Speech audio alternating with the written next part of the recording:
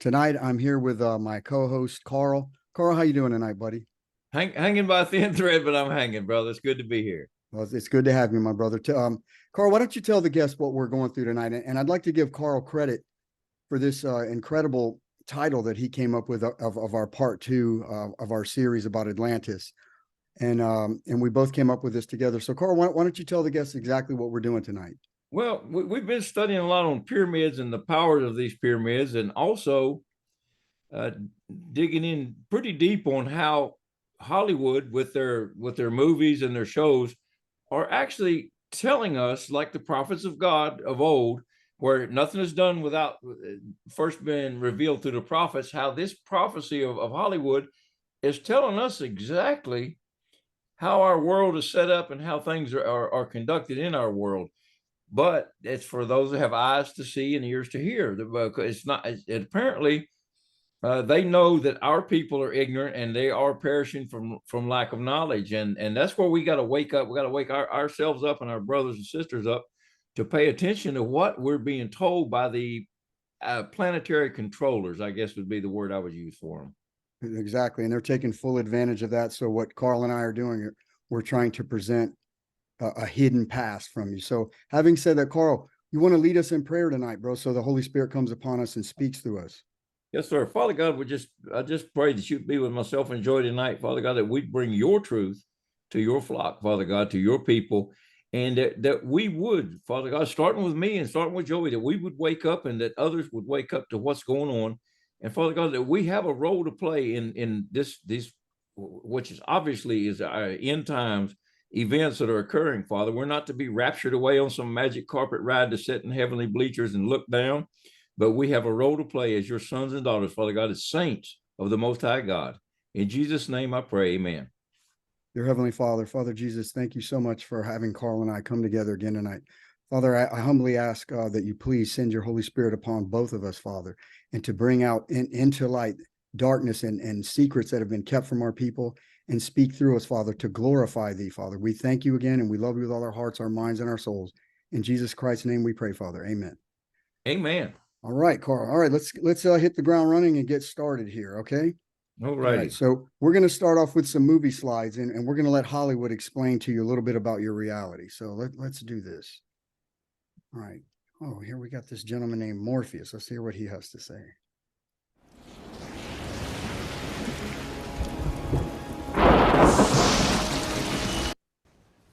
No. Tumbling down the rabbit hole? Ironically, this is not far from the truth. I'm going to skip around a little bit. I don't have this one marked. Let me tell you why you're here, driving you mad. Do you want to know what it is? The Matrix is everywhere. It is all around us. Even now, in this very room. You can see it when you look out your window or when you turn on your television. You can feel it when you go to work, when you go to church, when you pay your taxes. It is the world that has been pulled over your eyes to blind you from the truth. What truth? That you are a slave, Neo. Like everyone else, you were born into bondage. Born into a prison that you cannot smell or taste or touch. A prison for your mind.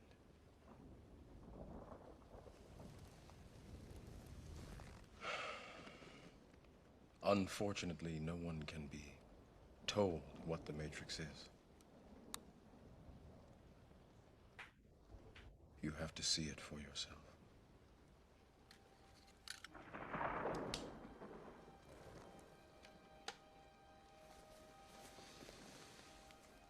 This is your last chance.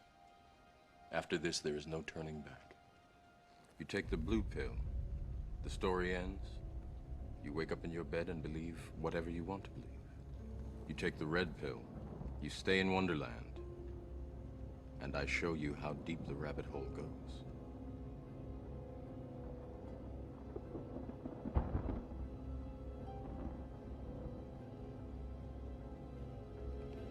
Remember, all I'm offering is the truth, nothing more. All right, so this is basically Hollywood metaphor, according to the old text, of Satan conversing with Adam. And I'm going to explain that later on in the show. So we're going to go to our next little clip here. I want the viewers to pay attention to symbols, because symbols reveal and conceal. They're a language within themselves. So I want everyone that's watching this, remember this upside down inverted pyramid with a circle in the middle of it. We're going to explain this later on in the show, and it's very key. And let's get started. So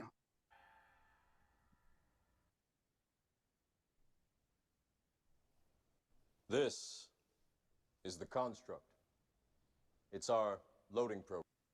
notice what he does here with his hand signs too. He has one hand up, one hand down. This is a secret occult hand sign, which stands for as above, so below. We can load anything from clothing to equipment, weapons, training simulations, anything we need. Right now, we're inside a computer program. Is it really so hard to believe? Your clothes are different, the plugs in your arms and head are gone. Your hair has changed. Your appearance now is what we call residual self-image. It is the mental projection of your digital self. This isn't real. What is real? How do you define real?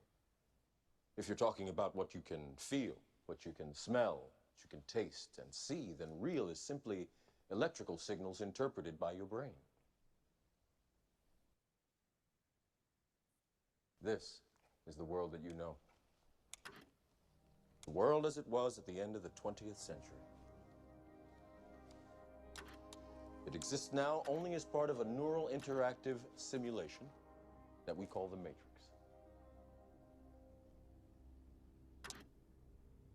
You've been living in a dream world, Neo. This is the world as it exists today.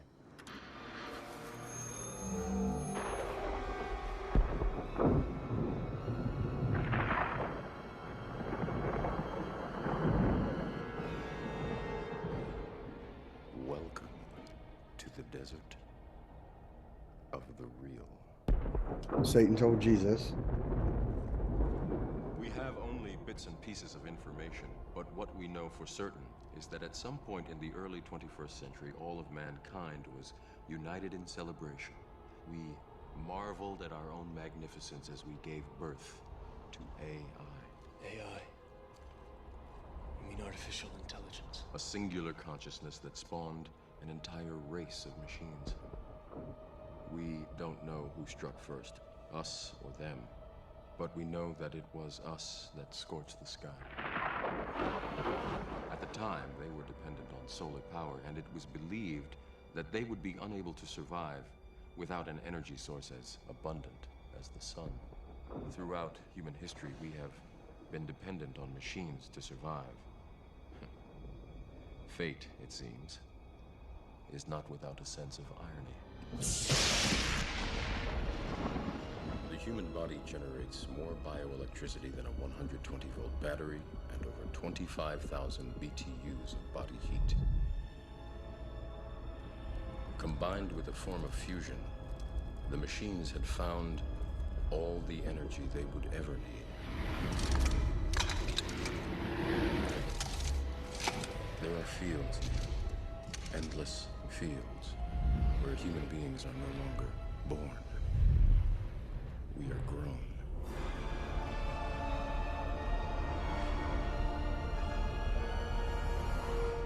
For the longest time, I wouldn't believe it. And then I saw the fields with my own eyes. Watched them liquefy the dead so they could be fed intravenously to the living. And standing there, facing the pure, horrifying precision, I came to realize the obviousness of the truth.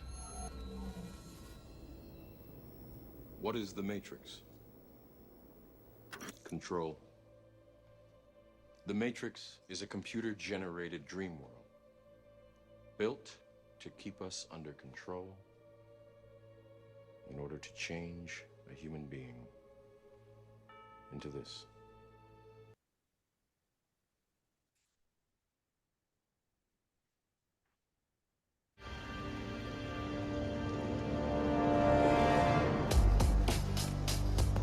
The Matrix is a system, Neo.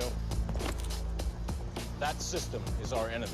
But when you're inside, you look around, what do you see? Businessmen, teachers, lawyers, carpenters, the very minds of the people we are trying to save. But until we do, these people are still a part of that system, and that makes them our enemy. You have to understand, most of these people are not ready to be unplugged. And many of them are so inert, so hopelessly dependent on the system, that they will fight to protect it. Were you listening to me, Neo? Or were you looking at the woman in the red dress? I was... Look again. Freeze it.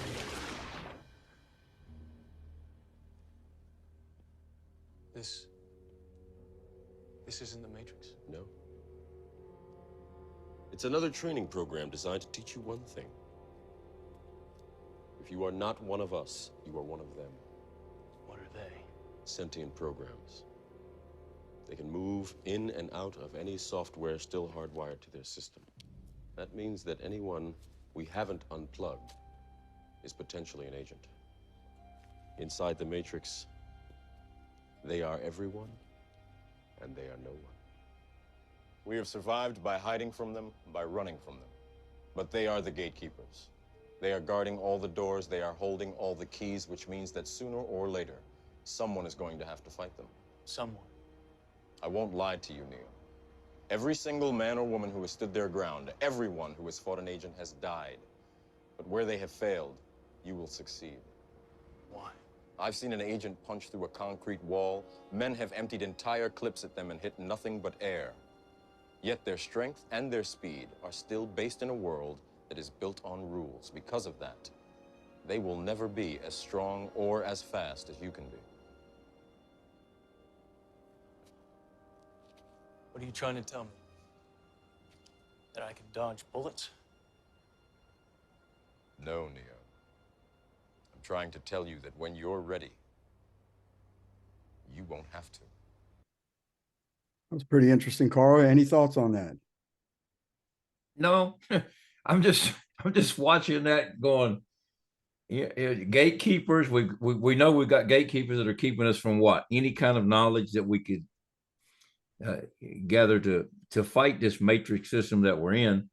Lot to take in right there, buddy. And see, I don't watch TV, I don't watch movies, so this is the first time I'm seeing this myself. I'm having to internalize it and process it.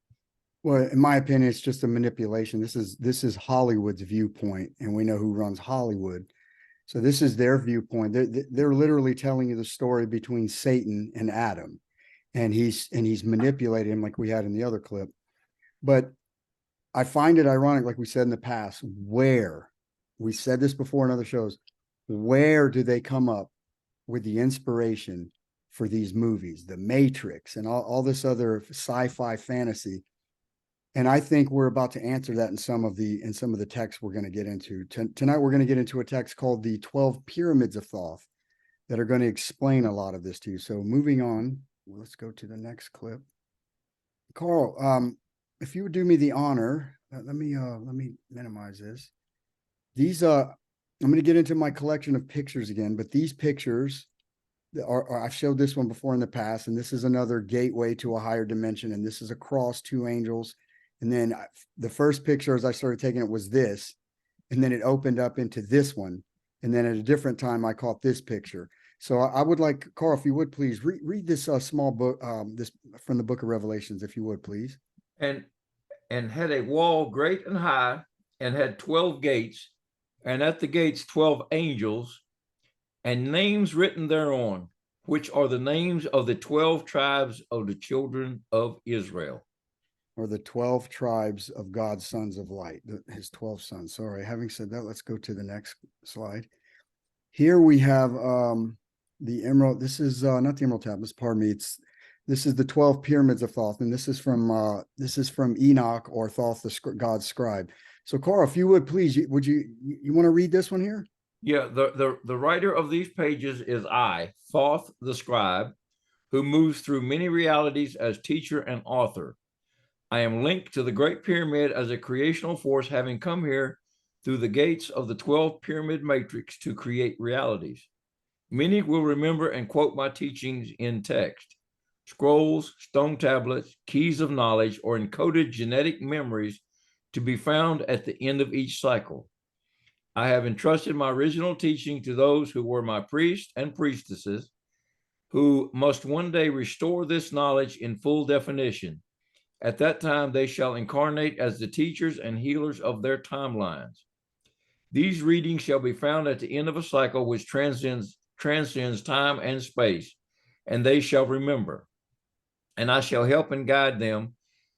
If you have come to this place, you have come to the temple that will take you to 12 pyramids of light. I'm here to tell you a story of 12 pyramids that came through that which you call the void to enter this world and create a physical reality in which souls can experience. Well, what are your first thoughts reading this now that we just saw the Matrix over and over again? And here we have, we just literally read right here. There were 12 gates that led into a higher dimension, or the realms of light or heaven, however you want to word it. And then here in these ancient texts, we have something called the 12 gates of a pyramid matrix. What are your thoughts on that, Carl? Okay, and we've got apparently the same number as the gates that are on the New Jerusalem that came down. Everything, there's a lot of 12 has a lot of significance in God's word. So we've got actually what would you call it, a witness or a second witness to the gates by these pyramids. And while we're on the subject of pyramids, you know what they're saying about the pyramids? They were burial places for these kings, these pharaohs. You realize they haven't found a single body, a single mummy inside of a pyramid anywhere. But that's what the story that we're being told. Well, like we said, the priest class of knowledge, it keeps it from from the slave class underneath, the low level minion, whatever you want to call us, whatever term. Incredible point. And you're absolutely right. They tell you over and over, oh, it was a burial chamber, blah blah blah, and they never tell you. They hide it from you of what the actual significance of these pyramids were. Now, I think it's, if we read through here on the bottom, we're going to explain this. This is to me, this is mind blowing right here. If you read this, it says, I am here to tell you a story of 12 pyramids that came through that which you call the void to enter this world and create a physical reality in which souls can experience. Wow, Carl, what do you make of that? Again, think about it. We don't have any bodies buried in the pyramids. So it begs the question, what are they for? And where are they? Is the pyramids in Giza, that's the only ones on the planet? No, they're all over. They're under They're the all ocean. over the planet. They're all over the plane on which we live. Yes, sir.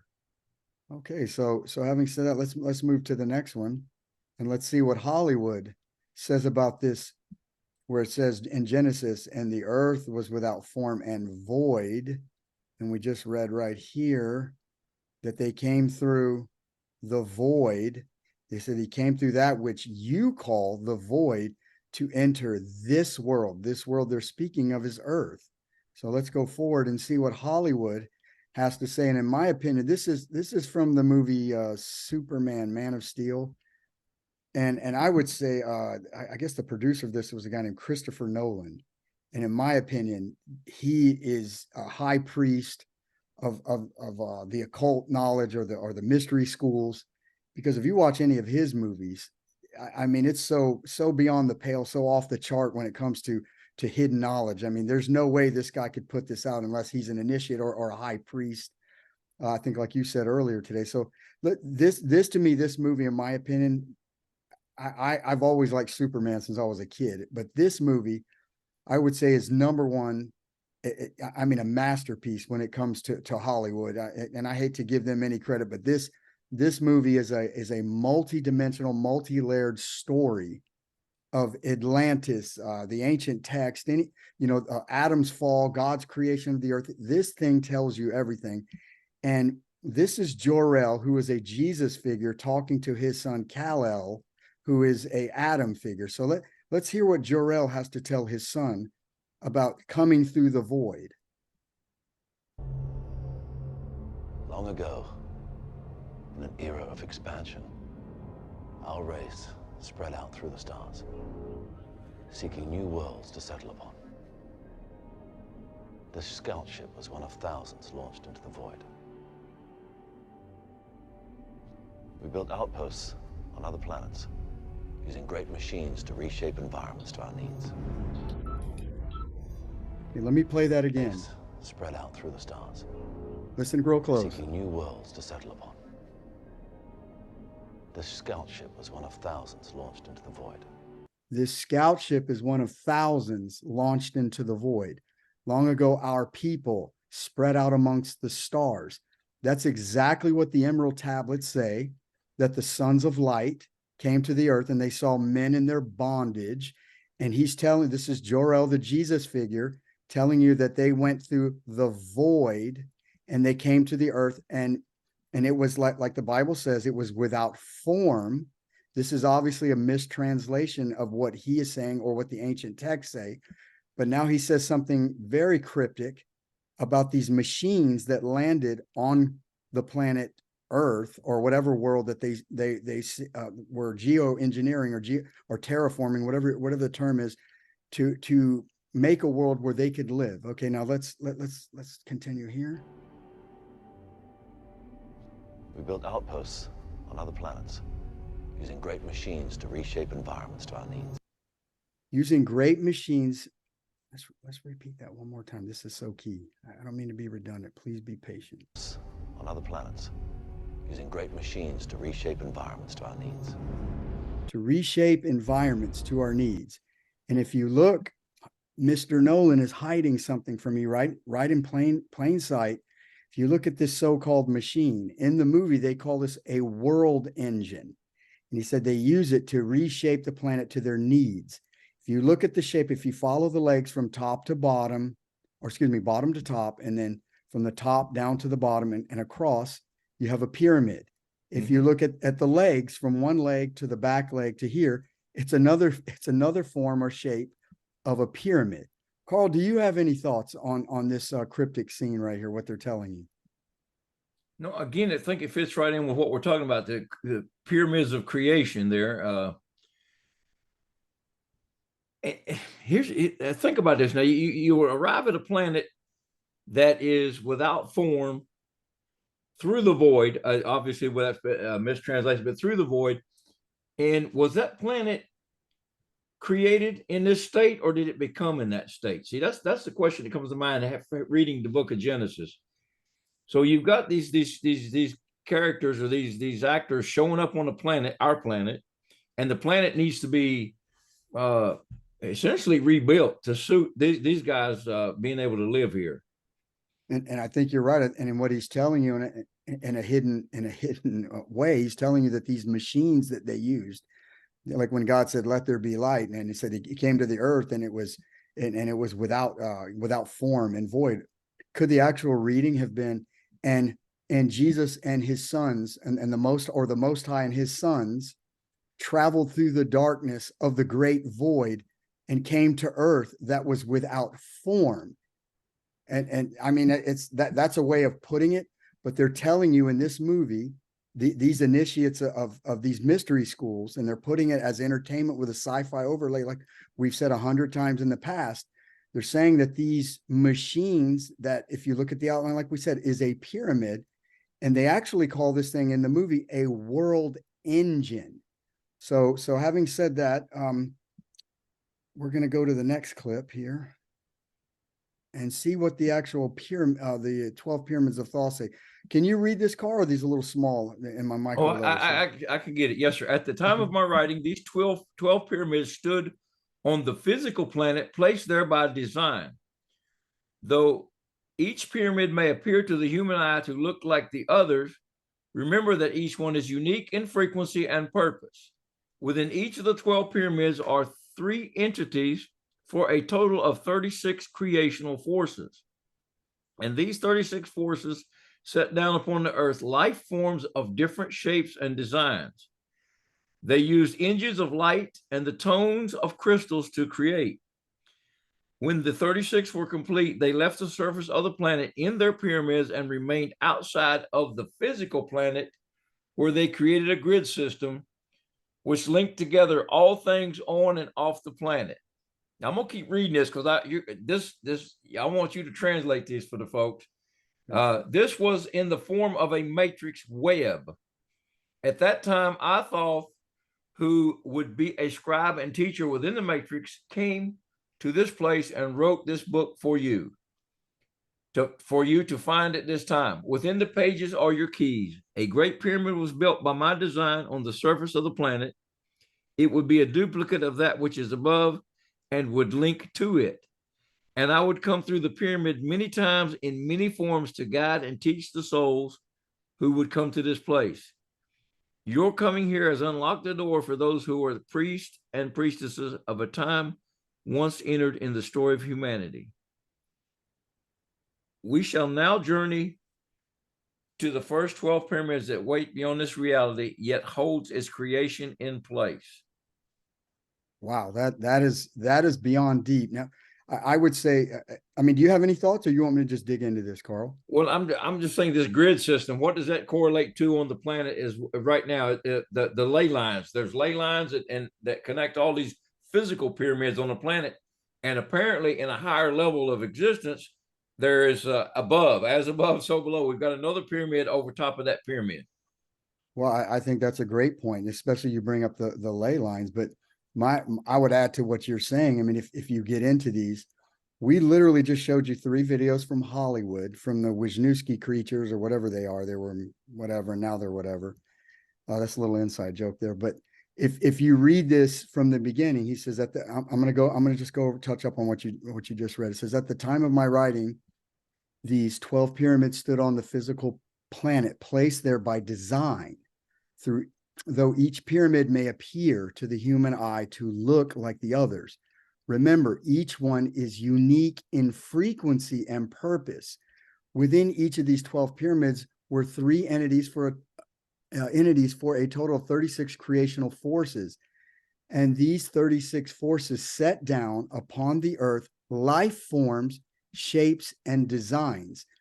So as Carl and I, we spoke earlier today in our phone conversation before we came on the show, we posed the question that could these, where it says that they came to, that there was these 12 pyramids, could these 12 pyramids have been the 12 sons of or the 12 sons of God, which each one of the gates outside of the earth, that led into a higher dimension? Could these be the sons of God who landed on the earth, like is said in the Emerald Tablets? And they actually of course, Adam was with him. He was the son of God, and his sons. Could they have sat down on the earth, and instead of Adam naming these animals and life forms on the earth, could they have been actually responsible for the creation as God our Father, the foreman, teaching his sons how to create and put things down on shapes by design on this, what they call a matrix web grid system? Carl, what are your thoughts on that? That's quite a compelling question there, my friend, and a very interesting thought. Yeah, we're told, according to the Judeo-Christianity, that Adam was brought all of these animals and these creatures, and whatever name he gave them, that's the name that he got, that stuck with him at the time. But is it deeper than that? And I believe you may be onto something there. It may be a lot deeper. He was probably had hands on as part of the creation. Well, we're going to explain what those pyramids mean later on in the show, but I'll just continue where I left off. And it says, I'm just going to go over, reread this. It says, and they used energies of light and tones of crystals to create. What did our Father say? I am the light of the world. I am the light of the world. And the Emerald Tablets, there's a part in the Emerald Tablets where it says that there are 4 rivers of light that flow down from his feet to the earth world below. or in other words, a higher dimensional plane down into this lower dimension, these lights or light projections, or I would say congealing light using tones or sound or some type of sound cymatics, God technology through crystals to create these physical third dimensional bodies that we dwell in. Carl, what say you, bro? Oh, let's see. When it said, and God said, let there be light, and there was light. God said this, and there was that. So I don't think he was sitting there talking with his mouth like we're talking now, and his voice came out. I think he projected a tone or a frequency, and that fits with the tones of crystals. In other words, that's the way it was described. God spoke this thing into existence, but did he actually speak like we're speaking, or did he project a tone using crystals or frequency generator to produce this stuff? Through conscious thought. There you go. Imagine that. I mean, he is the Father and the creator of the heavens and the earth and everything that's been created. And he said, I am the light of the world, and all things created come by me. It said that also in the Emerald Tablets. And part one, we glossed over that. And he said, you know, from the, I think it was tablet, was that 1 or 5? I have to go through my show notes again, but he literally says all things that were created come from the eternal flame, or the word, or and what comes from a flame, heat and light. So having said that, I'm going to continue here. It says, I found this very interesting. It says, you know, they use light and tones of crystal. When the 36 were complete, they left the surface of the planet in their pyramid ships and remained outside of the physical planet, where they created a grid system which linked together all things on and off the planet. This was in the form of a matrix web. At that time, I thought, who would be a scribe, which is Enoch, the scribe of God, Hermes thrice, Merlin, Melchizedek, whatever you want to call him, would he said, I'd be a scribe and a teacher within the matrix. Came to this place and wrote this book for you to find at this time.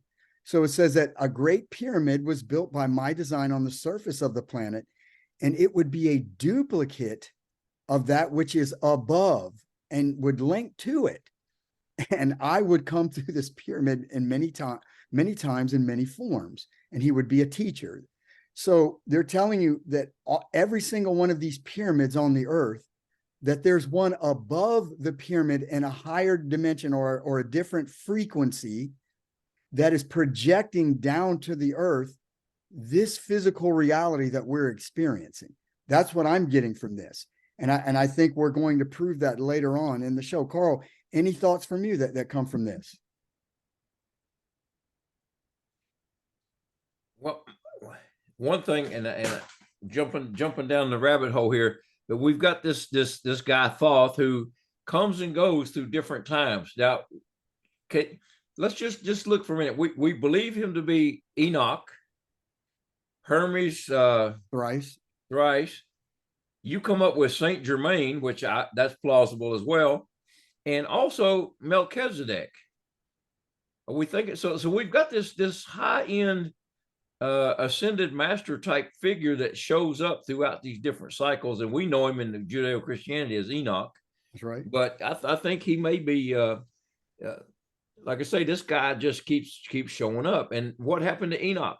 He didn't die because he was taken back up to heaven. He was like right hand of God. I mean, he could come and go through dimensions and talk to the giants, to mankind, and back to God again. That to me, that's who I think this guy is, Thoth, and that's what's coming to mind here. We've got this guy who can come and go through these portals. That interdimensional being. I didn't mean to interrupt you. You're absolutely, yeah. Go ahead. Yes, sir. That's it. Interdimensional being. And I think narrowing it down and getting his identity is also kind of what we're doing as well. Well, he just told you right here. He said, and this is confirmed in the Emerald Tablets itself. When he was called before the Most High from Jesus. He said, "You in darkness, come to me into the light." And he asked him, what did he want? And Thoth told him, "I want to be a teacher." So he basically granted him that. And he also warned him. He said, and I said this in a previous show, he said, basically, like in street language, he said, "Don't bring me a dumbass, because if you do, I'll take this prestige or your position from you." And here we have this gentleman right here, this Thoth, he's telling me I would come through this pyramid many times and in many forms to guide and teach the souls who would come to this place. So I also find this very, very interesting. It says, we shall now journey to the first of 12 pyramids that waits beyond this reality, yet holds its creation in place. That is key, bro. That is a very cryptic message right there. Let me read that again. We shall now journey to the first of 12 pyramids that waits beyond this reality, or that waits in a higher dimension of creation, yet holds this creation in place. In other words, they're interlocked. Like the little boy said, there's a world built on top of ours. Hollywood told you that. This is what he's referring to.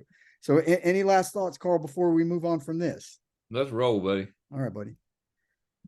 All right. I'm going to minimize us, Carl, and get rid of our mugs here, bro. And this is Hollywood telling you what the pyramid is. It's this thought kept beaming into my head.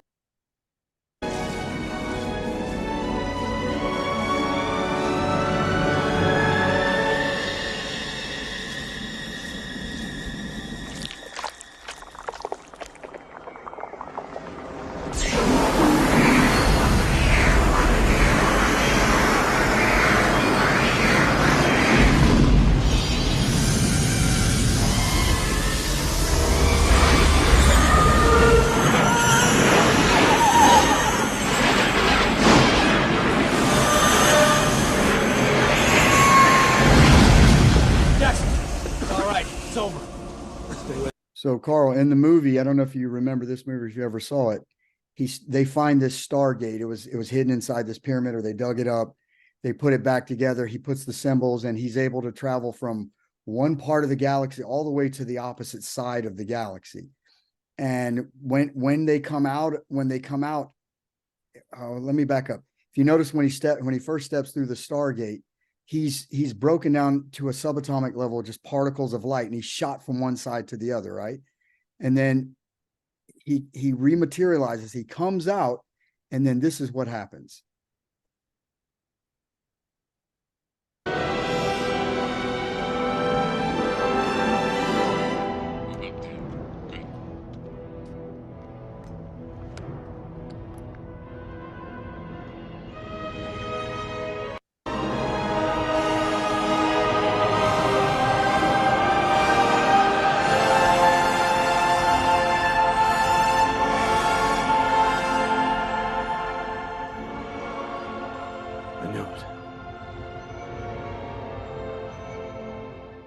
So here's Hollywood showing you that they were projected across the universe, and what did they come out of there just right now there, Carl?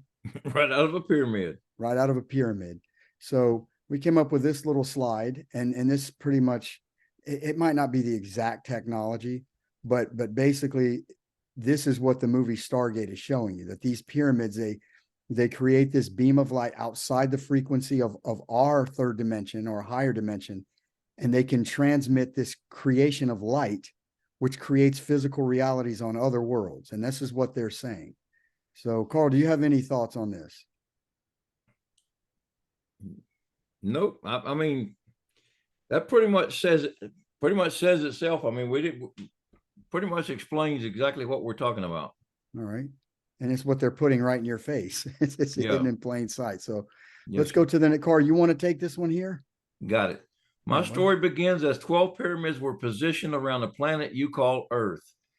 They remain in higher frequency until my story has been told and the souls have left. Each pyramid was to bring meaning and purpose based on their own programming. My story unfolds in the land of Kim, known best to you as Egypt. The pyramid over Egypt links with Hourglass, with time and with illusion. From here, the nature of time and space, cause and effect, duality were created. And so the cycles of time began. The 12 pyramids moved into positions, and through consciousness created physical forms based on geometric patterns that would follow the cycles until the end of time. And the cycles would be calibrated by the number 12 based on the 12 pyramids of creation. These would be known as the cycles of time, which would be experienced by each evolving civilization. Wow. Ev- Bro, wrap your mind around that one, Carl. yes, What comes to mind when you read that? that comes to mind that this is not our first time at this. This is not our first rodeo. That's what comes to mind. And I believe that I know people who have memories of other worlds and other times and other places, other lifetimes. And that would explain what's going on here, because I think we get thrown back into this mix as well with each cycle of time. Well, bro, I think that's a great example. I mean, to put this into words, I mean, this is kind of deep right here. I think what stands out to me though is when you read this, he keeps talking about these 12 pyramids. And yes, these are ships, but I think in each one of these ships, I believe that these, it says based on the 12 pyramids of creation, these would be known as cycles of time. I believe that within these ships were the sons of light, just like the Emerald tablets say. And I think what stands out to me is they tell you right here, says that these pyramids were positioned around our planet Earth, and they would remain in a higher frequency until my story's been told and the souls have left. This higher frequency they're speaking of is a higher dimension, beyond, just like we showed in that movie, Midnight Special, where this higher dimensional realm came down, interfaced with the Earth, higher dimension, lower dimension, and there were these beings of pure light that came down to get their young brethren, and they left the planet, and it phased out of our existence back into the 5th dimension or the 12th, wherever it is that they come from. And he's telling you right here that the pyramid over Egypt links with the hourglass, with time and with illusion, and creating time, space, or cause and effect, and duality or dualistic thinking were created. So to me, this hourglass he's talking about is a pyramid above and one below. And as you connect them, it gives you the hourglass shape. Now, what do they mean by this? That time is an illusion. Well, it tells you in the Emerald tablets that in the 3rd dimension, you cannot experience events in your life in the 3rd dimension all at once. What does that mean? That means that when you're born, there's a chronological order that you have to experience. You have to be born. Once you're born, you take your first step. You take your first step. You eat for the first time, or you grow up a little bit more. You have a girlfriend. You drive a car for the first time. You live. You have a job. You have a career. You have your own family, and then you die. Well, you can't experience that all at one time. They have to come in certain orders. Now, how is time perceived? It's in numbers. You have seconds. You have minutes. To hours, days, months, years. And what they're telling you is in the 3rd dimension, we perceive time measured by numbers. But in reality, they're telling you from a higher dimension, it's an illusion. And the pyramid is the one that projects this illusion. And we have to live in chronological order, event day by day. Any thoughts from you, Carl? Anything you'd like to add? Yeah, I'm going to back up to each pyramid was to bring meaning and purpose based on their own programming. Sorry, bro. Now, oh man, this is deep. What if these things are programmed? It's a computer program. Think about artificial intelligence. What is we worried about with artificial intelligence? It becomes self-aware and rebels against humanity. Could this been what destroyed the earth? The time we're talking about, it made it without form and void, that the pyramid that was there before, or those pyramids programmed, and they rebelled, they became sentient and rebelled against the creator. I mean, I'm looking, this is some deep stuff for me, right? This has opened up a whole nother line of questions for me. Well, and could it have been a created being of a lesser genetic strand that had control of this machine, or if you want to call it like they do in Hollywood. I mean, that's later in the show, but they call it the Tesseract or the Tetragrammaton.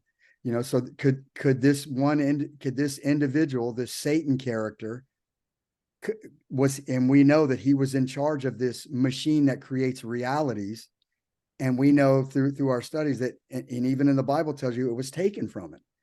So, I mean, that's a deep thought, what you just came up with, but I'm just adding my take to it, my spin. I mean, what are your thoughts on that?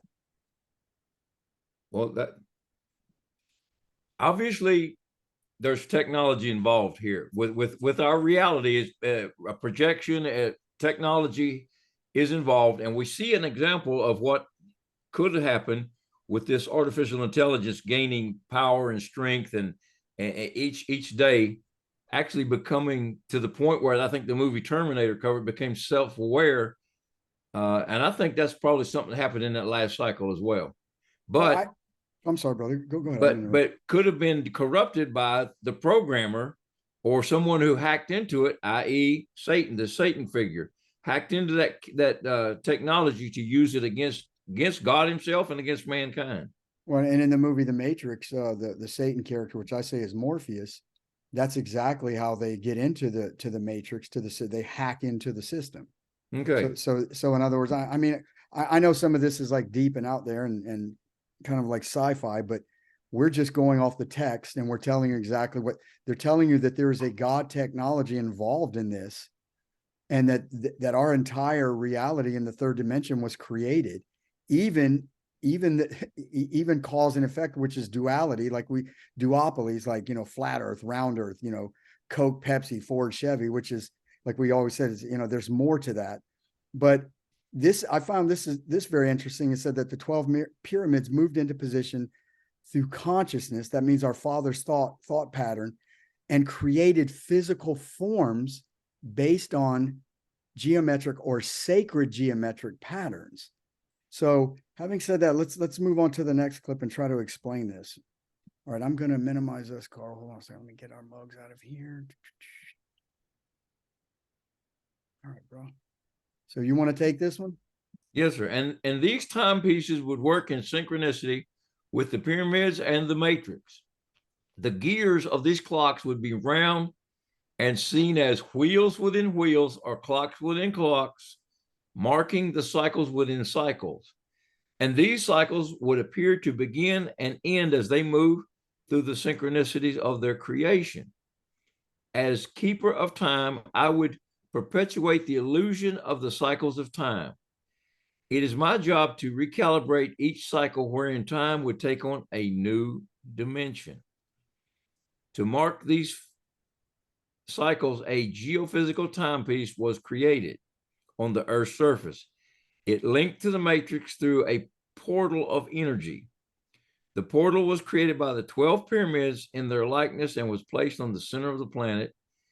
It would be known as the Great Pyramid and would maintain the illusion of time, and the soul sparks emerge into the matrix through the rainbow prism of light and color as I watch from above and below. Wow. What are your thoughts on that, bro? Wow. The first thing that comes to mind, what the old saying, man fears time, time fears the pyramids. That's good. Dude. That's a good one. Yes, sir. Oh my goodness. Recalibrate. And still he's telling you all the way that this time is just an illusion.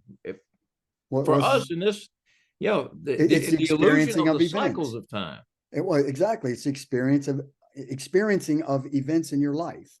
And now we've got wheels within wheels, clocks within clocks. And I have seen Ezekiel's wheel, the story of that translated so many different ways, spaceships and UFOs and all that. But this is what he was talking about, isn't it? There's no doubt. I mean, what he's explaining to you here is exactly what Ezekiel saw, but I don't know if the translators hid the meaning of what Ezekiel really said, like we said, because our Bibles have been altered. But these gears and these clocks, or wheels within wheels, the Emerald tablets tell you these are the 7 lords of the cycles, and this is what Ezekiel saw. He saw this machine right here, Thoth or Enoch is telling you as keeper of time, but he just told you it's cycles of time and it's a machine. He said, as keeper of this technology or machine, I would perpetuate the illusion of the cycles of time. The cycles of time are these gears or wheels within wheels that Ezekiel saw. And he literally is telling you that this machine creates it perpetuates the illusion of the cycles of time and our reality that we live in today, in these physical, sacred, geometric symbols that we call bodies. And he also said, this was key to me right here. He says that it linked. It said he set the timepiece on the middle, the Great Pyramid, and it linked to the matrix through a portal of energy, or a portal of light energy. Our Father is the light of the world. This portal was created by the 12 sons, or the 12 God's sons of light, God's Israel, in their likeness, and was placed in the center of the planet. It would be known as the Great Pyramid, and maintained the illusion of time. And this is key right here. And the soul sparks, or the souls, when you see those invisible orbs that come up on your camera, or people don't know what these. Now, I'm not saying every single one is a soul spark, but he's telling you here through the rainbow prism of light that these soul sparks emerged into the earth matrix through this rainbow prism of light and color, as I watched from above and below, or as I watched them being projected from above down to below the earth. Any thoughts on that, Carl?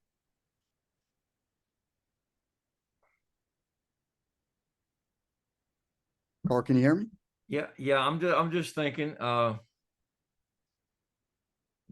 I'm pretty much satisfied. I've thought about this as much as I can right now.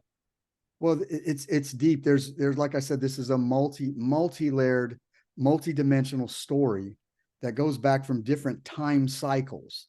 And it says, like you brought up a verse that was incredible to me. You said, and I remember this verse, it says that it is appointed for man to die once and then be judged. And the Judeo-Christians, when it comes to being recycled, or what is the word, bro?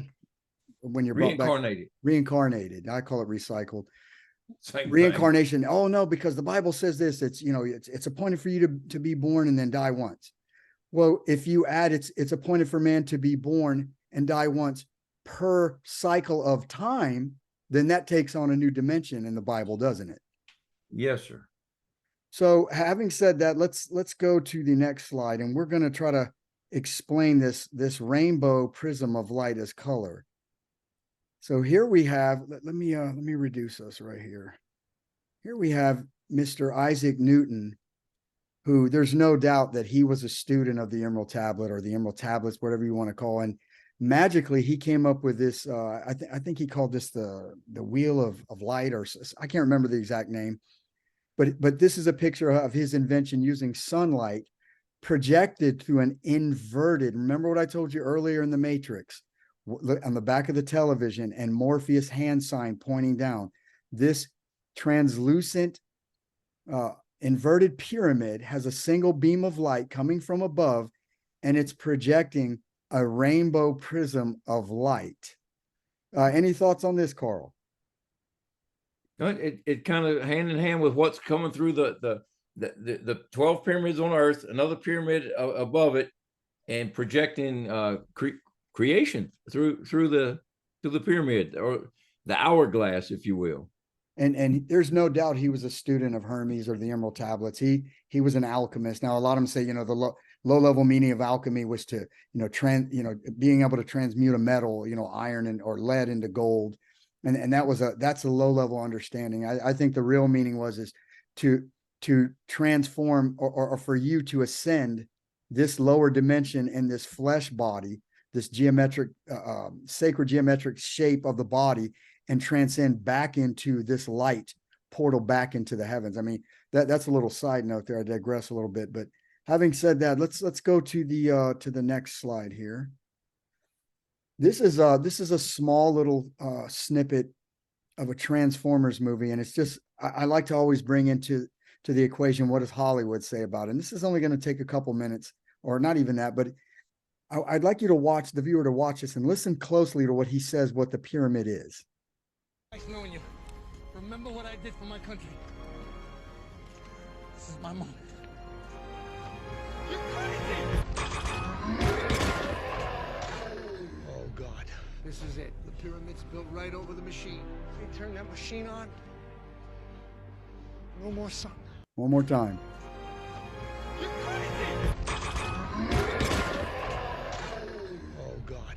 This is it. The pyramid's built right over the machine. They turn that machine on. No more sun. So Carl, any thoughts on that little snippet right there? Now, that's not a very long clip, but here we have Hollywood again telling you that the Great Pyramid is a machine. So any thoughts, bro? What do you think of that? And see, from what I could hear, he said the pyramid is built directly over top of a machine, or it is a machine. It could be either or. Okay. It So- could be a marker, just like the Sphinx is a marker of a spaceship built on top of it. Yeah, I was going to go to that, which is the Sphinx is in that same area. So obviously we've got some technology that's been tucked away to be resurrected or brought forth in these end times or at the end of this cycle. And Joey, I'm telling you right now, anybody who's got any sense at all about what's going on, we have to be nearing the end of a cycle. Oh, I mean, I agree with you 100%. Yes, sir. Things are being brought to light that I wouldn't even have discussed 10 years ago. And you literally just quoted one of the texts that are in the show later on in the show. But I find it interesting that they hide it in plain sight. Like you said, they have to check the boxes. And here they're telling you, it said that, the pyramid is over the machine. Now I'm going to continue this and watch what this is what was he, a Decepticon? I think his name is Devastator. And he's trying to destroy this machine to destroy reality, because if the sun's destroyed, there's no life on Earth. That's what they're telling you. On my watch.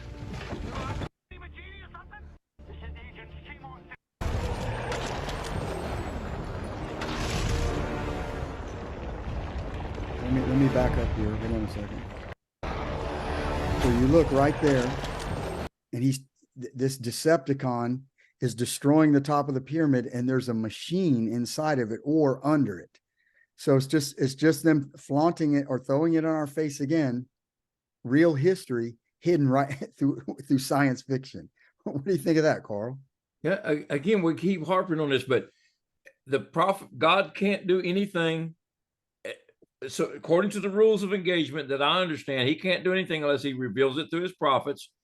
Likewise with the Satan character, he cannot do anything unless he reveals it through his prophet. And we're not talking about a dude walking around with a white robe on and camel skin loincloth and all that. We're talking, it's Hollywood. Hollywood is a prophet. We've got the wrong image of what a prophet is as well from the Judeo-Christian church. Well, and if you notice, anytime God used a prophet, he never used, like socialites or social climbers or captains of the guard or whatever you want to call it, what people of position and title and wealth. Jesus couldn't stand those people. They were like a foul stench to his nose. He always, like the 12 disciples, they were just simple, normal guys that had the ability to learn as a child. I mean, would you agree with that, Carl? Yeah, look at Isaiah, look at Jeremiah. These were guys who really and truly weren't anything but spokesmouths for God's word. And look how they were treated, man. Jeremiah was thrown into a dungeon or into the stocks and locked away. Ezekiel, what Was it Isaiah? we had Isaiah, we had I'm trying to think who was the one. Oh my goodness. I think Peter was crucified upside down. And we had another one that was speaking for God. He calls it, he had the showdown with the prophets of Baal, and when he had fire come down from heaven, King Ahab and Jezebel were trying to kill him. I mean, these guys were hunted and basically attempted to be destroyed by the ruling class because they were telling the truth. All right, bro, you're 100% spot on. Carl, moving on, bro. I would like us, let me see. Can you see this on your end? Because it's kind of blocked on my end. Can you see the title? Yeah, I got it. Yes, sir. The 12 Pyramids of Thoth. Let me interject real fast. So Carl and I have said in the past over and over and over that the Anunnaki and the gods of Sumeria, that these were Adam and his children. And this one is confirmation right here, hidden in ancient text, exactly what we've been saying, that the gods, the Anunnaki, that stench, what the CIA little agent, what was it, Zachariah Sitchin? Zachariah Sitchin. Yeah, the little gatekeeper, he put out, they came from here and they did this, and they were and they were the Anunnaki, and they were aliens, little gray guys, and blah, blah, blah, all this garbage he spewed. But this text tells you exactly who were the gods and goddesses of Sumeria. So, Carl, if you would, bro, do me the pleasure. The pyramid above the Middle East is the focal point for the first story of humanity. The gods and goddesses of Sumer, you would know this place as the cradle of civilization, the story of Adam and Eve and their bloodline. It is from this pyramid that a tale was told of the first humans to come to play on Earth's soil and give it life. Their very existence would be created as a metaphor for the creational patterns of humanity's earliest roots, and the sacred symbols of this creation would be genetically encoded into those who would come to be part of this land.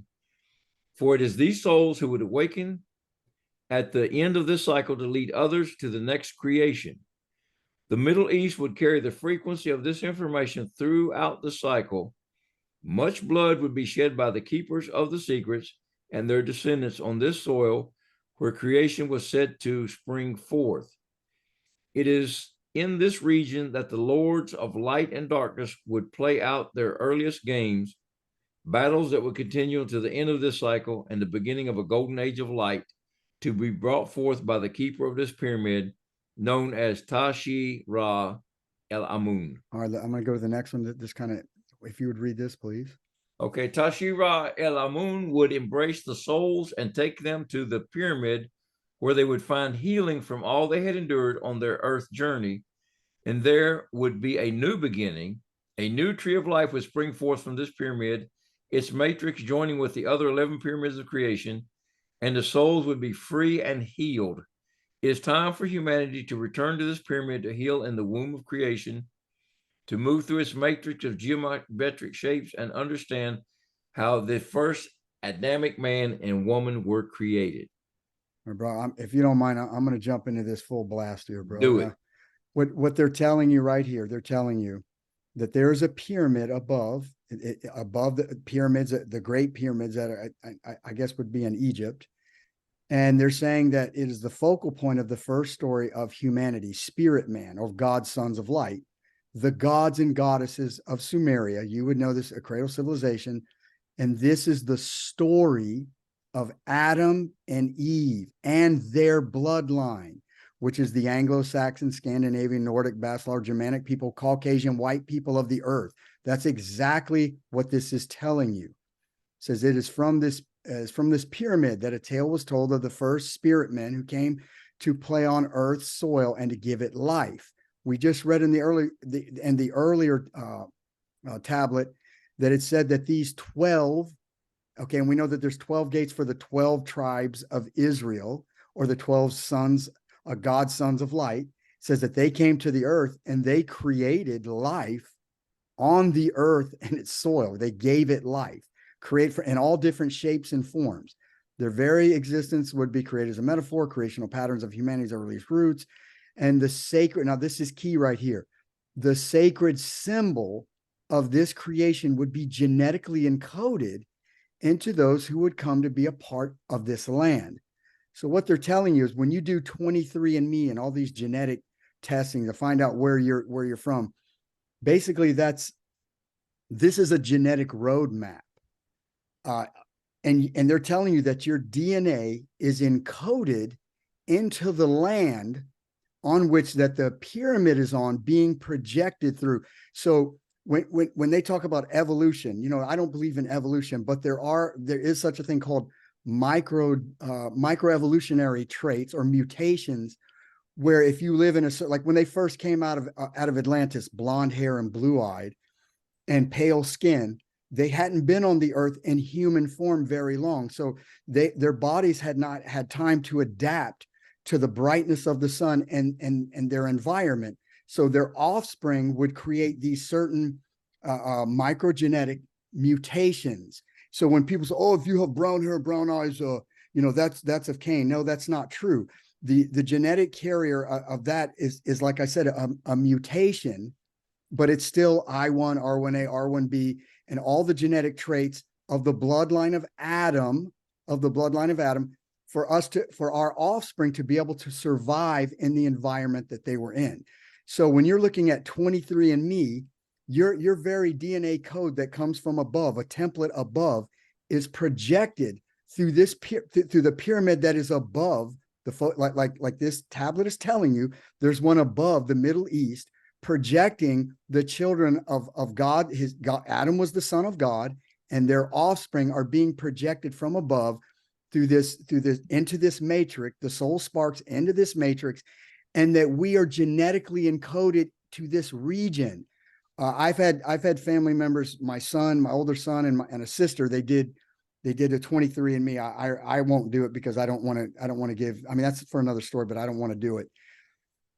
Just in a nutshell. But when I looked at the actual, my son called me, and actually he saw North African, he saw Levant, he saw Persia. And I told him, son, that doesn't mean sub-Saharan Africa. I said, what is in Egypt? I said, excuse me, I misspoke. I said, what is in North Africa? And I told him Egypt is there.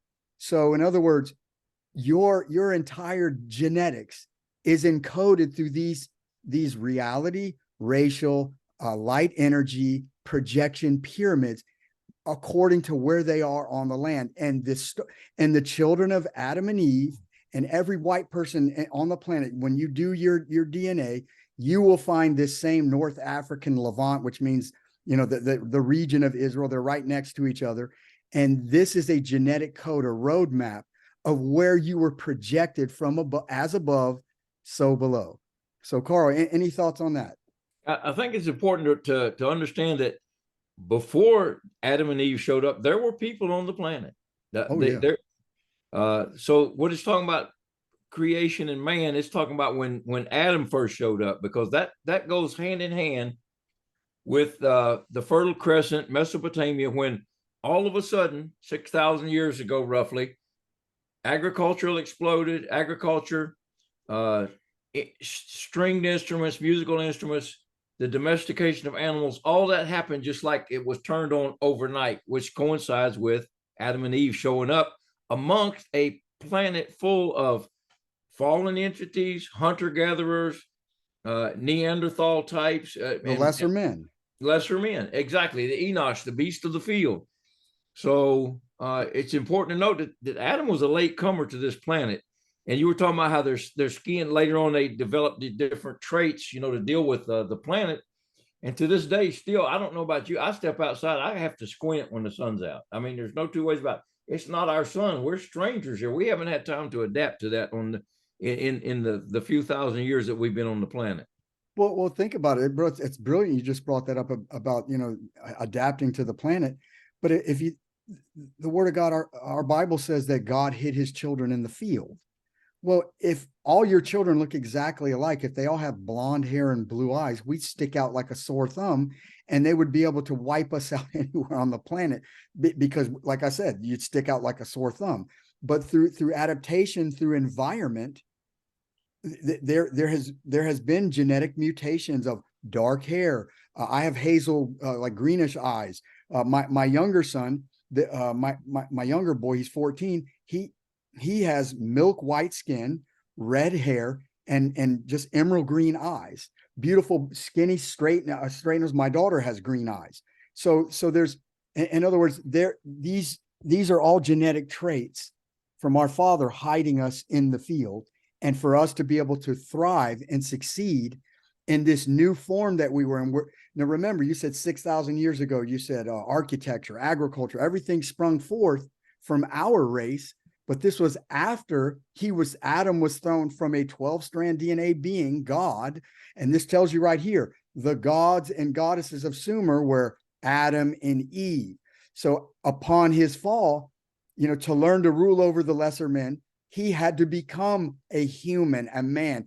And from his fall, because our father knew he was going to fall, it was a part of it. He cast Adam and Eve into these flesh bodies, as we've read in the past. And here this book is a second witness to exactly our research and coming to the same conclusion that Adam and Eve were thrown out of the Garden of Eden, which was in Atlantis, and now they're on the earth, as Ezra said, just like every other man. Carl, what say you, bro? Yeah, we've got your buddy you mentioned a while ago, Zechariah Sitchin. I mean, he tells the story, He's not my but buddy. he calls these gods and goddesses of Sumer what, the Anunnaki, He which knew who they were, he knew exactly who they were. And and we're not supposed to know it. But like exactly. it said in the end that God would bring this to our remembrance. And see what that tells, that's another clue to me that we're nearing the end, because people are waking up, dude. Our people are waking up to these truths, and they're no longer running. When I had an audience the other day at a particular place, and I was just laying it down. I mean, as quick as I could open my mouth and throw it out there. And instead of walking away or shutting off, they listened, and they wanted to hear more. And I said, well, I do have to go, and you guys got to go back to work. People are wanting to hear the truth now, and the truth, we're being woke up as to what the score is, and I think only because we're nearing the end of this cycle. Well, I just wanted you to know, though, just looking at you, bro, I'm telling you, you are glowing right now, dude. Oh, okay. You have a light coming out of you. You are truly Carell right now, bro, because what you're quoting, you're literally quoting the end of this. Listen real close to what this says. It says, it is in this region that the sons of light and the sons of darkness would play out their earliest games or battles for supremacy that would continue until the end of this cycle. Bro, you just said that. Okay. I don't even realize, like you literally you're quoting what was written thousands of years ago. And now here's, see, this doesn't even worry me. Now it says that they're going to, so we're going to continue to fight these sons of darkness until the end of this cycle and the beginning of a new golden age of light to be brought forth by the keeper of this racial projection pyramid, one known as Tashi Ra Elamun. Here we have the translators trying to fool you again. Oh, they're using big time Egyptian, Ra Amun, all this gibberish. Well, let's break down what Tashi Ra Elamun means. Ta in the Hebrew means to err, to be led astray, to wander. So she who was led astray to wander, and El Ra Amun. El is God, Ra is son, S-O-N, Amun, Adam. So this is God's son, Adam, and she who was led astray, Eve. Adam and Eve, and you go up to the first part of the paragraph, the story of Adam and Eve and their bloodline, which is our people. So right here, bro, I don't know that you realize what you just said. The end of this cycle only marks the beginning of the new golden age. Now, what do they tell you about the new golden age in the Bible? It says a new heaven and a new earth would be brought forth. Jesus said, if you connect these verses, Jesus said, did you not know ye are gods? And you go into what Paul said. He said, at the twinkling of an eye, we will all be changed into our light bodies, part of the new golden age. Now you go to what he said in Matthew 13 of the parable of the wheat and the tares. You go to the meaning. He says that the reapers are the angels. And he said that God is going, the field is the world. God is going to send down his angels and pluck these weeds, these useless weeds that feed off of the wheat. And we know who the tares are. And he said that once they're removed from the planet, only then would his sons shine forth. What shines forth? Light. So the sons of light will shine forth to a new golden age, or as Jesus said, a new heaven and a new earth. And that you go to the next clip here, and it tells you right here that Adam and Eve will embrace the souls and take them to the pyramid. I'm going to minimize our mugs here.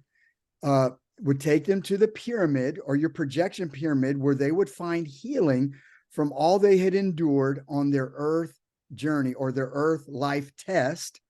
And there would be a new beginning, a new tree of life, or a new tree of life within the matrix created for the sons of light that would come forth from this pyramid matrix, joining with the other 11 sons of light of creation.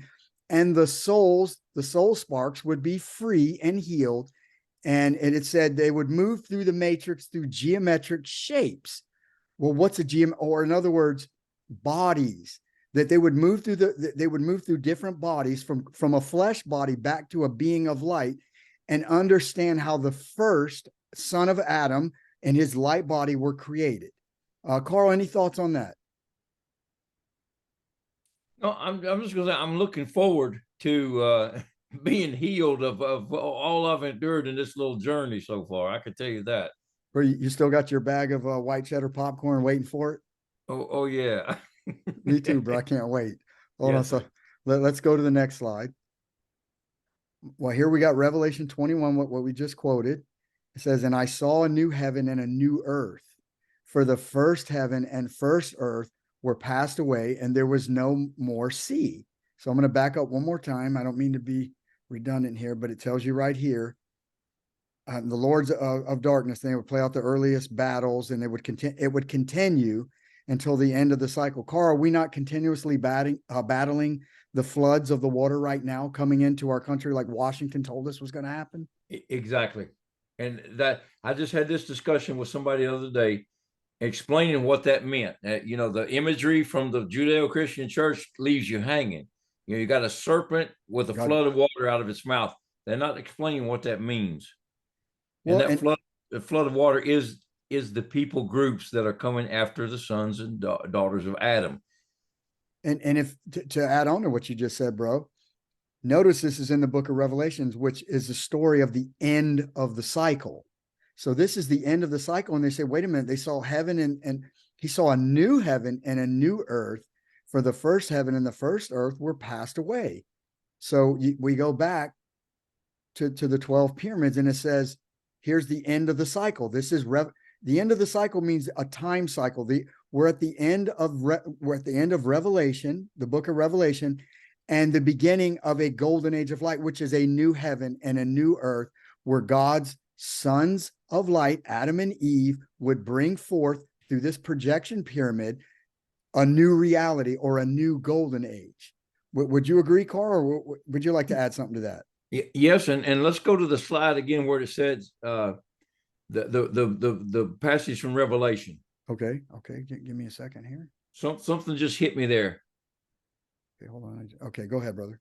Okay, and I saw a new heaven, new earth, for the first heaven and earth and the first earth were passed away, and there was no more sea. Does that mean the oceans are going to be gone, or does that mean there's going to be no more masses of the lesser men that we have to deal with? Bingo. Boom. He told you that in Matthew chapter 13. The only way that the new golden age commences is when the tares of the field are removed. And we know what a tare is. We're not going to get into it on the show, but we've said it in the past. And these are the ones that God forbid us to mix with. These are the tares of the field that are going to be removed. And only like I said, the beginning of this new age only starts when Jesus says, okay, the end of the cycle's up, sends down his angels, and they remove these useless parasitic weeds feeding off of his children, and he removes them from the earth. And like Paul says, in the twinkling of an eye, we will be changed to our glorified bodies back again under the command of our Father right here that sits on the throne. And if you notice this little picture right here, he's got light, the son of the world, the light of the world coming from his footstool right here. So any last thoughts before we move on? No, that and let's just make sure we understand. These tares cover who we told before not to mix with. Also, any variation of that. So I'm saying that Edomites are included in that as well, because they do have that soul that would. And I understand the real tares, who we call them tares. They're pretty obvious who they are, but those other ones as well are going to have to be taken out. Oh yeah. Oh, there's no doubt. And we're not saying that. This, like we said in the past, this has nothing to do with emotion. This isn't love or hate. This is just two guys that have studied, and we're presenting our evidence to you through the texts that have been hidden, attaching it to multiple other texts, including the Bible, that are all telling you the same exact story. So anything would you like to add to that, Carl, before we move on? Let's do it. Let's move on, brother. All right, bro. So my brother Carl got me on this, and we're going to get into something, and just for a little humor, like, Carl, I would say, like, this is me and you right here on board the Enterprise. Now, I don't know which do you want to be, Spock, or I can be Kirk? Or... You make more sense than I do, dude. You're at a higher level than I am. You're Spock. No, I'm not, bro. We're the same level, dude. I just don't want to be Spock, though, bro. I don't know. He's a creature, but I'll be Spock. No big deal. I'll be Spock. Let me get my ears up. I always like being Captain Kirk, but hold on. Let me go ahead and start it.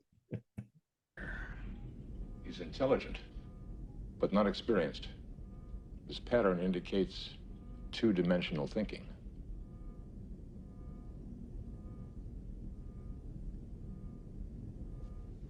Full stop. Full stop, sir. Z minus 10,000 meters. Stand by photon torpedoes. One more time, Carl. He's intelligent, but not experienced. This pattern indicates two-dimensional thinking. So we are, Carl actually got me into this. We're going to touch on the flat earth, round earth. And we've said in the past, and Carl and I both came to the same conclusion, that it's a lot more complicated than round or flat. That is called dualistic thinking, or a duopoly. And we're bringing this clip in because there are a lot of people out there that are dualistic thinkers. And if you don't think, and their mindset or their view of the world, you know, they cast stones at you, they call you names, they just all kind of evil they throw at you. And we're going to give our take on actual what the earth is, round or flat, what we live in. So Carl, hold on, let me back up here. I just messed up there. Go ahead and take a stab at this and read dualistic thinking and explain this to the audience. Okay, and first of all, I would like to thank a certain gentleman who rabid and mindless attacks on what he considers flat earthers for pushing me into actually studying this further. And that, like I said, we've kind of evolved through this, our way of thinking. And this is, like you said, it's a lot more complicated than one of the others. But I just wanted to tell you, his pattern indicates two-dimensional thinking. Yes, it does. Yes, it does. Go ahead. We ready? Yeah, go ahead, brother. Go. All right. Dualistic thinking is an approach that only allows two different conflicting alternatives or realities. This form of thinking operates on a binary system to make distinctions between good and bad, positive and negative. A two-dimensional thinker sees the world as a polarized place. Who you are and what you believe becomes categorical. It is either one or the other. These individuals can see facts, but truth eludes them because the facts are generally considered without context. Two-dimensional thinking implies concepts that are flat or round and only partially representative of the whole. Three-dimensional thinking implies the first part of second dimension thinking conjoined with intersecting dimensions, rendering a deeper field of meaning Or understanding. There you go.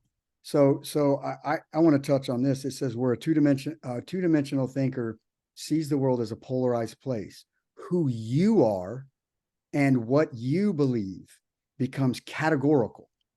And if you don't believe what they believe, they attack you with all kind of evil, nasty names, and they make fun of you. It's just the spirit of a demon would do that. So it says it is either one way or the other. These individuals can see facts, but truth, real truth, eludes them because the facts are generally considered without context or the whole picture or more information. So having said that, Carl, do you have anything that you would like to add to this? Because we came up with an experiment that we're going to show you. And what got me thinking about this, Joy, is I'm sitting outside and I'm told by the guy that knows that his evidence of a round earth spinning through the cosmos is the phase of the moon. When you see the moon phase, it's the shadow of the earth from the sun on the other side, reflecting a shadow on the earth. But I'm sitting out here looking at a sky with a moon in phase at 10 o'clock position and the sun in the same sky at approximately 2 to 3 o'clock position.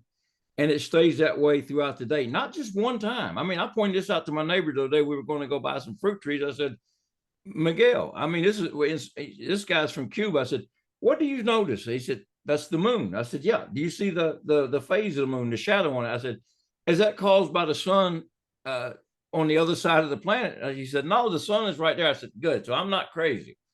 Oh. So I've been observing this a lot lately, where the sun and the moon are in the same sky. The moon is in a phase, which would indicate that that's not caused by the shadow of the earth from the sun on the other side of the planet casting a shadow. So that's what got me digging. I come to you with it, and you actually, I brought it up to you, and you opened my eyes to the fact that it's the duopoly thing. Evidence is good for both, but I think there's a deeper story to it than what we've been led to see with the physical eye. Well, bro, we just read earlier in the show that when the earth was created from a higher dimension down to a lower dimension, I'm not going to claim to be a quantum physicist, but I look into things like that. They're interesting to me. And if our reality here, we're in a third dimension, and we see our eyesight can see three-dimensional objects, but in two dimensions. So you brought this up to me, and I'm reading these texts, and the actual text said that when the world was created, you had cause and effect, or dualities were created. Well, what makes you think that duality is not also a mindset? And if you look at everything in our society or in our reality, it's Republican, Democrat, like I said, up, down, black, white, red, black, red, blue, whatever the hell, Coke, Pepsi. It's always a duopoly, you know. And I'm looking at this, and I'm thinking, like, this is way out of our league, because we don't have all the facts there, you know. So if these texts are telling you live in a duopoly or in a dualistic world, you know, from cause and effect, it's telling you you can't see into the other dimensions, projecting your reality. So there's more to it, in other words. So I kind of dug into this, and I said, you know what? And I actually bought some stuff, and we did a little experiment, and Carl got a kick out of this. So let's move to the next slide. And Carl, I'm going to go ahead and play this, and you give me your thoughts when we're done with this. All right. Ready? Okay. Here we have 4 one-dimensional projections of Earth being projected from a flat plane into a 4-dimensional inverted translucent pyramid. Now add motion to the 4 one-dimensional Earth projection into the translucent inverted pyramid, and you get a rotating spherical Earth. Here we have 4 one-dimensional projections of people dancing in the reality and racial projection pyramid. God said, "Come, let us make Adam in our image." Here we have the sacred geometric symbol of the human projection, which is Leonardo da Vinci's Vitruvian Man, or a hexagram. So what's your opinion of that little experiment we pulled off there, Carl? What comes to mind?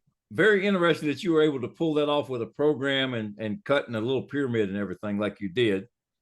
I think this Leonardo da Vinci was more than likely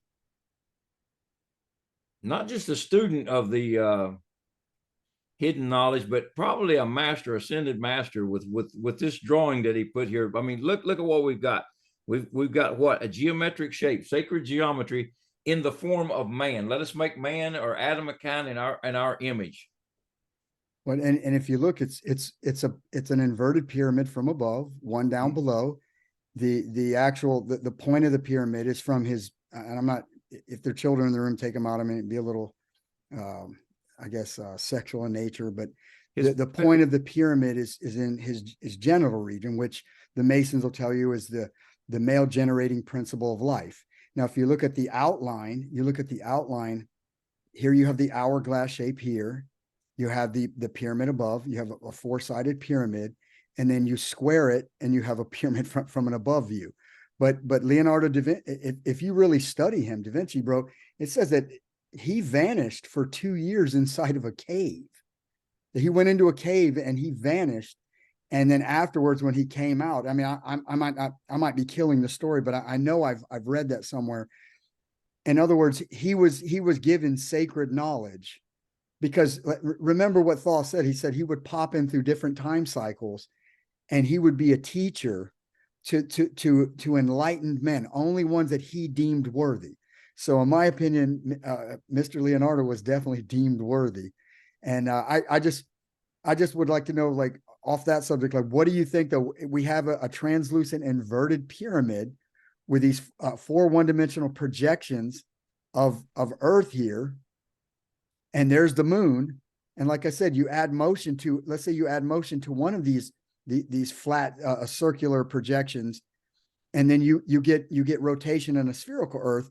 But if you add motion to, let's say, this one, and then not the moon, Would that, do you understand what I'm saying? So is that why we only see one side of the moon? And this is not something we're making up. We just read in the ancient tablets of the 12 pyramids of Thoth that there are pyramids outside of the frequency of the third dimension, higher than us, that are aligned through energy portals of light that we can't see with the naked eye, projecting our reality. What say you, Carl? I'm saying that this whole moon, another thing with the moon orbiting around the Earth, but how is it orbiting if it stays the same vision or the same view every time? I mean, well, like Barbara Marciniak said, she said that a lot of people think it's a machine. Yeah, and here's another thing: you can look at the moon when it's in phase at night. That dark part of the moon, if there's stars behind it, I have seen stars behind that dark part. Mm-hmm. Now, how does that happen if the moon is a solid rock? I'm going to tell you right now, I don't believe that man, the subcontinent, the Chinese, the Russians, the Americans, or anybody has landed on that moon, because I don't think it can be landed on. Well, those are great points, but I think that the main reason we're bringing this up is we're going outside of two-dimensional thinking. And if you notice in the header here, this is from the Emerald Tablets. It says, forth from the feet of his throne. Who's his throne? We're talking about Jesus the Father. Like the diamond rolled forth 4 rivers. We got 4 rivers again of light or flame. Remember, Emerald Tablet once said that the word was the eternal flame, and all of creation came from the flame or the light from his translucent pyramid. Hold on a second. I'm sorry, bro. Now I'll edit that. And it says from his footstool. So this light is being projected from the Father God, from our Father Jesus, down to the earth, projecting through these machines, these inverted pyramids that are outside of the frequency of the third dimension or in a higher dimension. And we're just thinking outside of one or the other, flat or round. To me, it was like a dog chasing his tail. It's just like, and I think it was done that way by design. So you have, intellectual fascists come out and attack people, and it causes arguments. And that's why I never really wanted to get into it, because I saw it as an intellectual trap, and I knew there was more to it. I just didn't have enough information until I really dug into it. So what say you, Carl? Way to unravel the puzzle and get to the bottom of it, because like you said, I finally realized that this duopoly thing is set up to keep people fighting each other and arguing instead of digging for the truth. Exactly. Well, having said that, and I apologize to the viewers for accidentally hitting the button. My technical skills are not that great. I'm still working on this. So having said that, let's go to the next one. Hold on. I think I skipped one there, bro. Let me see. No, I didn't. One of my computers like lagging a little bit. All right. So let me, I'm going to minimize this. All right. This is basically what we're saying, or what the tablets are saying. And we're giving you some, actual pictures or to give you a visual understanding of what the texts are saying. And, this right here, these are 2 inverted translucent pyramids. And if you come to the ends and you connect them, it gives the appearance of an hourglass. And these are pyramid. This is a pyramid in a higher frequency, emitting down this light to the other ones, projecting reality. Here's the earth with the ley lines or pyramid projections all over it, projecting the Vitruvian man here. And here's the same thing. This is the sacred geometric symbol of the human projection. Anything stand out to you in these illustrations, Carl? No, it just reinforces what we've been talking about. The pyramid shape is very important in our creation and in our history of this earth, obviously. And I added down here at the bottom where it says that David's symbol is a harp, is a harp, and it's not a hexagram. But I don't know the reason that the people in the Middle East use that symbol, because it's actually not his symbol. And I'm jumping around a little bit, but they all intertwine with each other. So I'm going to go to the next slide here and give you another image so you can visualize what we're actually speaking of and what the actual text are telling you. What do you get from this projection here, Carl? This illustration? I'm just seeing a human form in the middle of this pyramidal shape, but in a light body projection.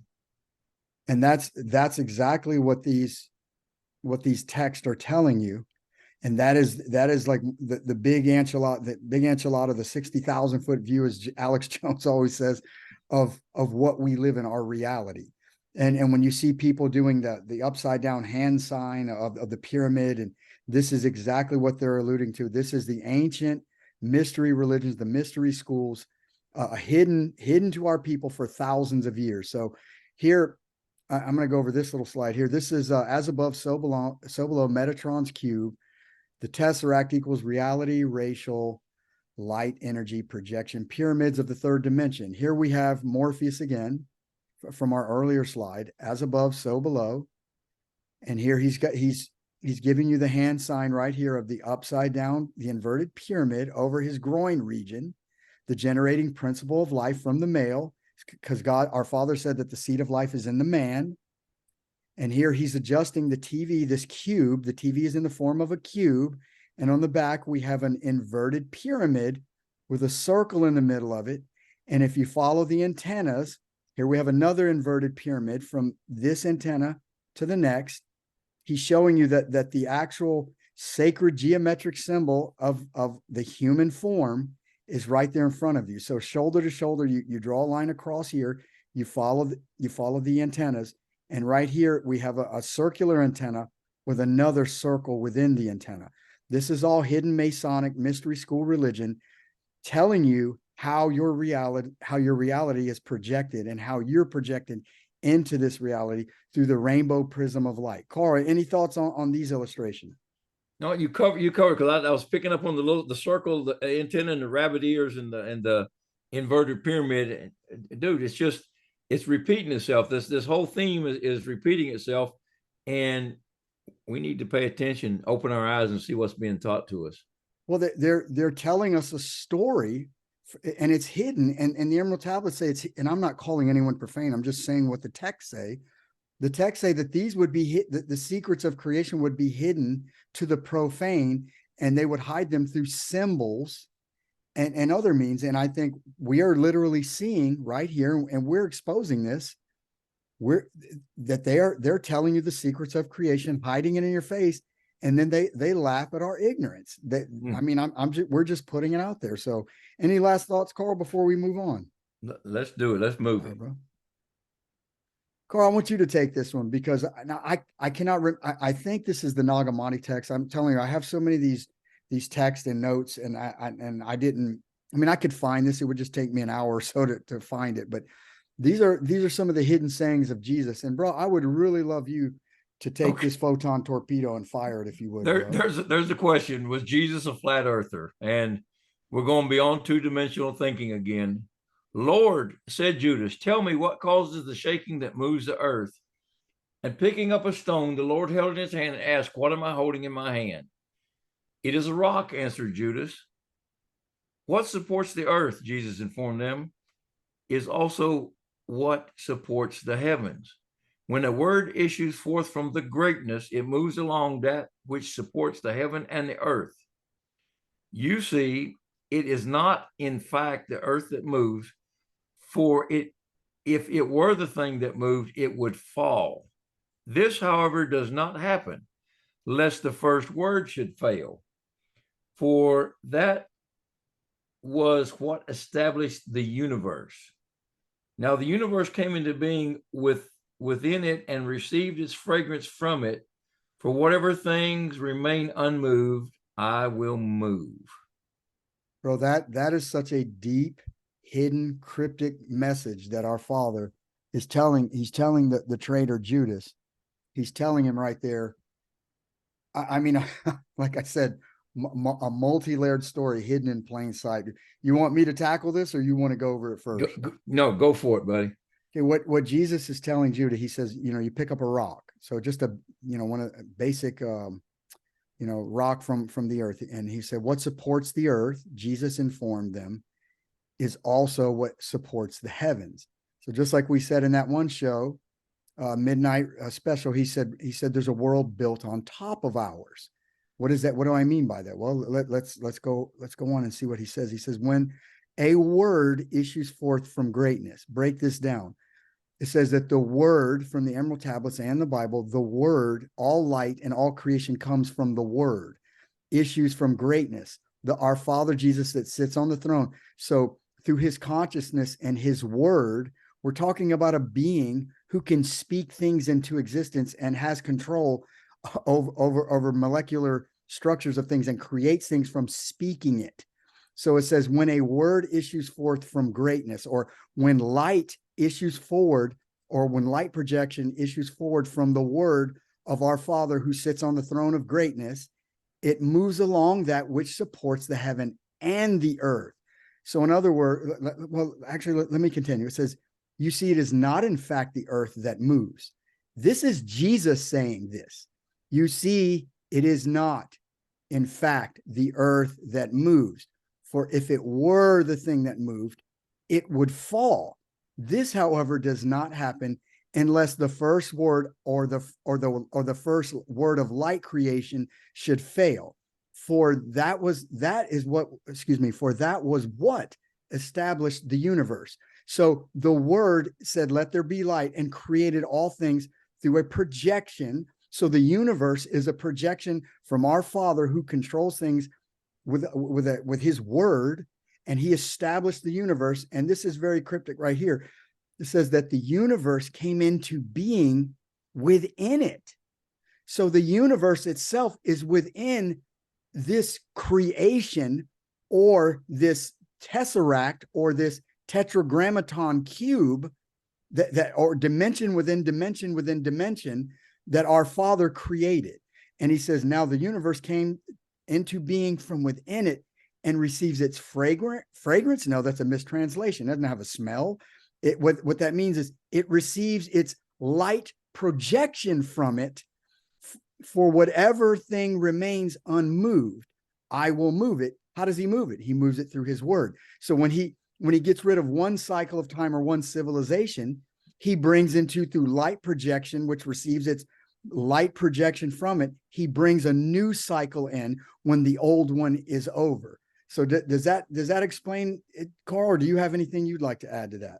No, that pretty much explains it. And when these cycles switch over, it's catastrophic for the reality that we're in. It's incredible. I mean, he raises civilization, and how many leaders did he tell that when they would get too big for their britches, and he would tell them, like, I raise civil or kingdoms up, and I bring them down. And like when he sent Moses to Pharaoh, like, and he finally knew what he was dealing with. It was too late for his arrogance, but that's I digress. That's another story. But this, to me, what blows my mind about this verse that was hidden, taken out of your Bible, it says, now the universe came into being within it. I thought the universe was everything. And this is telling you, no, the universe exists inside something. What is it? Within it. This is what they would call the tetragrammaton, or their Yahweh, or Yahweh who controlled the tetragrammaton or the tesseract, and then it was taken over by Metatron, which is Enoch or Thoth, Metatron's cube. I digress, but it's telling you right here that our universe came into being within it. So that means it's been projected, and it receives its projection, its light energy projection from it. Here we have the word it again. They're talking about the same technology, machine, a voice activated. However, our Father does it through his technology, I don't know, but I'm just telling you, the actual meaning of this is lost in translation. And this, in my opinion, is what it means. Would you agree, Carl? Yes, sir. What is your opinion? Oh, no, that's I'm sitting there thinking about this again. We've got the universe is inside of something. So this story that we're given, this ever expanding universe ripping apart, and the Big Bang Theory and all that, this lays that to rest. Well, and the first thing to know about quantum physics, when you have these geniuses that tell you they're a quantum physicist, is that if you say that you know what quantum physics is, pardon my English, you're full of shit. You don't know what it means. You have no idea. And that's the first understanding of our Father's creation, is to admit and humble yourself and understand that you don't understand. So having said that, he's, you know, in quantum physics, they tell you that we live inside of a created reality, a matrix.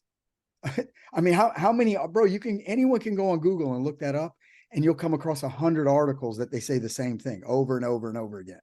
I mean, would you agree, Carl? Have you seen articles like that? Oh yeah. And I think the most simplified version of this was a movie they did a while back over here at Seaside in Florida called The Truman Show. Oh yeah. That's a very simplified, oversimplified version of what reality is for us in this dimension on this plane where we exist right now. Well, and these texts that we're bringing to light, and I'm sure that some people have heard of these before. I'm not saying that, you know, we're the first ones there to pull it out, but we're giving context to it. We're giving our opinion on the context of what the meaning is in our opinion. And we're not, like I said, we're not selling you. We're not anything. We're not trying to convert you, but we're just saying, like this clip says, beyond, come outside of two-dimensional dualistic thinking, come outside of it. That there are hidden things that have been hidden from us for a reason. And now we're entering the end of the cycle. And I believe that our job as our father sons, and I'm not virtue signaling saying this, I really believe this. Our job is not to crush our brethren and call them names and put them down. Our job, if God gives us information, is to bring our brethren up to our intellect or our understanding. And then through their gifts that God gives them, let them continue and then bring others up. And our father said, a house divided will never stand. And we're divided right now while simultaneously being invaded from all different angles. I mean, would you agree with that, Carl? What's your take on that? Yes, sir. And we're not going to be in complete agreement with anyone. I mean, even you and I don't agree with each other on every facet. And the other day I was talking to my gunsmith. He's a good Christian, Judeo-Christian, but he's got his ears open, his eyes open. And he was listening to me talk. And finally he said, yeah, I'm going to have to call you out on this. He said, I hope you don't get mad. I said, no. I said, we're not going to agree on everything. Throw your idea at me and let's talk about it. Let's reason together and hash it out. So instead of attacking, I mean, he was afraid what he was going to say to me, challenging what my thoughts was going to be an attack on. I said, no, I'm not taking it as an attack. Just like don't take what I'm saying as an attack. We need to come together. We need to discuss. We need to reason together and come up with some answers. And there's going to be times where we're not going to agree on things. And that's just the nature of, like, there's 12 different pyramids. I understand there's also 12 different distinct personalities created among our people. Some of those personalities do not get along with others. And that's something we just have to accept that. But we still have to love our brother. And bro, that's what I missed, what I was saying, that's what our father meant. Love your brethren. And it means, it doesn't mean attacking them because they don't see the world through the lens of your eye, but you can express yourself and bring your ideas and your concepts of this reality to the forefront. And if they don't understand something, you bring them up by your studies, and maybe if they have a strength, they bring you up, and together it makes a solid picture of what we're actually in. And that's all of God's children have gifts. And you don't win anyone over to your camp if you're attacking them constantly because they don't believe in your two-dimensional mindset. Would you agree, Carl? I agree. And again, we talked about this in our telephone conversation before, where two or more are gathered, and when we're in agreement to learn God's word, that's when we get revelation, and when we get the truth brought to us. Exactly. Bro, that is a spot on point. So having said that, bro, any other things before we go to the next slide here? Let's do it, my friend. All right, bro. All right. And we're back. Okay. You ready, Carl? Yes, sir. All right, bro. So if you would please read this. I don't know if this is the book of the bee, but this is telling you the soul of Adam and his creation. And this is also a hidden text with a lot of significance and the topic that we're bringing forth. So if you would do me the honor, brother, and please read this for the audience. Okay. The soul of Adam, the care which God exercised in fashioning every detail of the body of Adam, or Adam man, is as naught in comparison with his solicitude for the human soul. The soul of Adam was created on the first day, for it is the Spirit of God moving upon the face of the waters. Thus, instead of being the last, Adam is really the first work of creation. This spirit, or to call it by its usual name, the soul of Adam possesses 5 different powers. By means of one of them, she escapes from the body every night, rises up to heaven, and fetches new life thence for Adam. With the soul of Adam, the souls of all the generations of Adam, or Adamite, God's sons of light, were created. They are stored up in a promontory in the 7th of the heavens, whence they are drawn as they are needed for human body after human body. The soul and body of Adam are united in this way. When a woman has conceived, the angel of the night, Layla, carries the sperm before God, and God decrees what manner of human shall become of it, whether it shall be male or female, strong or weak, rich or poor, beautiful or ugly.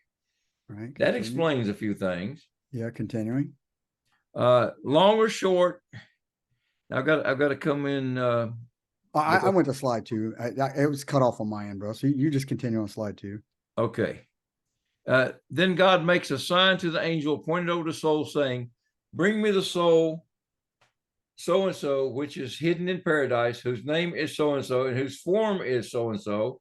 The angel brings the designated soul, and he or she bows down when he or she appears in the presence of God and prostrates himself or herself before him.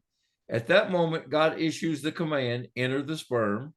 The soul opens his or her mouth and pleads, "O Lord of the world, I am well pleased with this world in which I have been living since the day on which thou didst call me into being.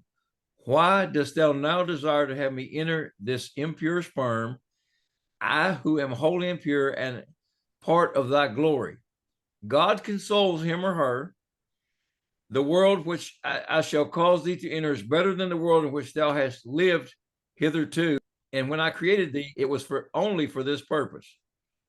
The soul is then forced to enter the sperm against his or her will, and the angel carries the soul back to the womb of the mother. 2 angels are detailed to watch that he or she shall not leave it nor drop out of it, and the light is set above him or her, whereby the soul can see from one end of the world to the other. In the morning, an angel carries him or her to paradise and shows him or her the righteous who sit there in their glory with crowns upon their heads. The angel then says to the soul, "Dost thou know who these are?" And the soul replies in the negative, and the angel goes on, "These whom thou beholdest here were formed like unto thee in the womb of their mother. When they came into the world, they observed God's Torah and his commandments. Therefore, they became partakers of this bliss which thou seest them enjoy. Know also thou wilt one day depart from the world below, and if thou wilt observe God's Torah, then wilt thou be found worthy of sitting with these pious ones. But if not, thou will be doomed to the other place." Okay. Wow. Let's continue. We still got 2 more, bro. It's a little long-winded here, so Okay. go ahead, bro. You want me to take it, or you want to break, or you want me to take it? I'll take it if you want me to. In the evening, the angel takes the soul to hell, and there points out the sinners whom the angels of destruction are smiting with fiery scourges. The sinner all the while crying out, "Woe, woe," but no mercy is shown unto them. The angel then questions the soul as before, "Dost thou know who these are?" And as before, the reply is negative. The angel continues, "These who are consumed with fire were created like unto thee. When they were put into the world, they would not observe God's Torah and his commandments. Therefore have they come to this disgrace which thou seest them suffer. Know thy destiny is also to depart from the world. Be just, therefore, and not wicked, that thou mayest gain the future world." Between morning and evening, the angel carries the soul around and shows him or her where he or she will live, and where he or she will die, and the place where he or she will be buried. And he takes him or her through the whole world and points out the just and the sinners and all things. In the evening, he replaces him or her in the womb of the mother, where the soul remains for 9 months. Okay. Continue. Can you still hear me, Carl? I had an issue with my speaker. Yes, sir. I've got you. Okay, buddy. All right, go ahead. All right. When the time comes for him or her to emerge from the womb into the open world, the same angel addresses the soul. The time has come for thee to go abroad into the open world. The soul demurs. Why dost thou want to make me go forth into the open world? The angel replies, know that as thou wert formed against thy will, so now thou wilt be born against thy will, and against thy will thou shalt die. And against thy will thou shalt give an account of thyself before the King of Kings. The Holy One, blessed be he. But the soul is reluctant to leave his or her place. When then the angel flips the babe on the nose, extinguishes the light at his head, and brings him forth into the world against his will. Immediately the child forgets all his soul has seen and learned, and he comes into the world crying, for he loses a place of shelter and security and rest. This is the last slide. You want me to take it, or you still want to go? Oh, well, and when the time arrives for man to quit this world, the same angel appears and asks him, dost thou recognize me? And the man replies, yes. But why dost thou come to me today, and thou didst come on no other day? And the angel says, to take thee away from the world, for the time of thy departure has arrived. Then man falls to weeping, and his voice penetrates to the end of the world, yet no creature hears his voice except the rooster alone. Man remonstrates with the angel, from 2 worlds thou didst take me, and into this world thou didst bring me. But the angel reminds him, did I not tell thee that thou wert formed against thy will, and thou wouldst be born against thy will, and against thy will thou wouldst die? And again, thou will, and against thy will thou wilt have to give account and reckoning of thyself before the Holy One. Blessed be he. Carl, what are your first thoughts when you read this? Wow, dude. I mean, let's just start at the back and work, or at the end and work backwards. I mean, they teach that there's going to be this white throne of judgment, and you're going to have to stand and give an account of yourself. And my thing is, we're not going to have an answer to give, because he already knows what we've done. We're going to have to just stand and receive our judgment, is basically what's going to happen. Yeah. Well, that's a scary feeling. That's a scary feeling for me, because I have failed and failed miserably. Well, I think that's, I don't want to disagree with you, but I think that's up to him to judge, my brother. I think we all fall short. And like God said, he said, our best works are filthy rags before him. Yeah. So having said that, I mean, I think it's a lot more in-depth story than the Judeo-Christian church gives you. Would you agree? Oh, definitely would agree. And the fact that the memory is wiped, and we've discussed this before, and we've discussed why would the memory be wiped? Because really and truly, if you knew what you had came from, if that wasn't taken away from you, this would be a most miserable existence. But apparently, from what I just read, that we have to pass through this existence to get to that really great existence that was shown to these the soul, he or she, before they were brought down and placed in the womb. So like you have, it's like my uncle used to tell me, my Uncle Tom, he used to tell me, and I don't think he realized what a profound statement this was. I mean, he would always tell me, he'd say, Joey, my boy, he said, the hardest steel is forged in the hottest of fires. And that always resonated with me. I mean, he would, if I was going through something tough, and I would tell him, and he would always tell me that. And I think this whole these slides that you just read from the ancient text tell you exactly what that means. But yeah, these are definitely it's definitely a more in-depth understanding of how one comes to the earth and leaves. And as he's pulling these, what I find interesting is the part in the second clip where he says that he forces the soul from this promontory or storehouse of souls that he created only for this reason. So in other words, it's like we come here to have the evil forged out of us through the fire of life. And he's literally like he tells the soul, enter into the sperm. I mean, And that's a bit graphic, but I mean, it is what it is. And I would like to see earlier or excuse me, later on in the next segment we're going to do, if Hollywood has anything or if they have any inspiration that would connect to these texts that we just read. So any last thoughts that you have on this, Carl? No, brother, that was a heavy 5 slides. I can tell you that right now. Formed against our will, placed here against our will, die against your will, and then you have to go give an account against your will.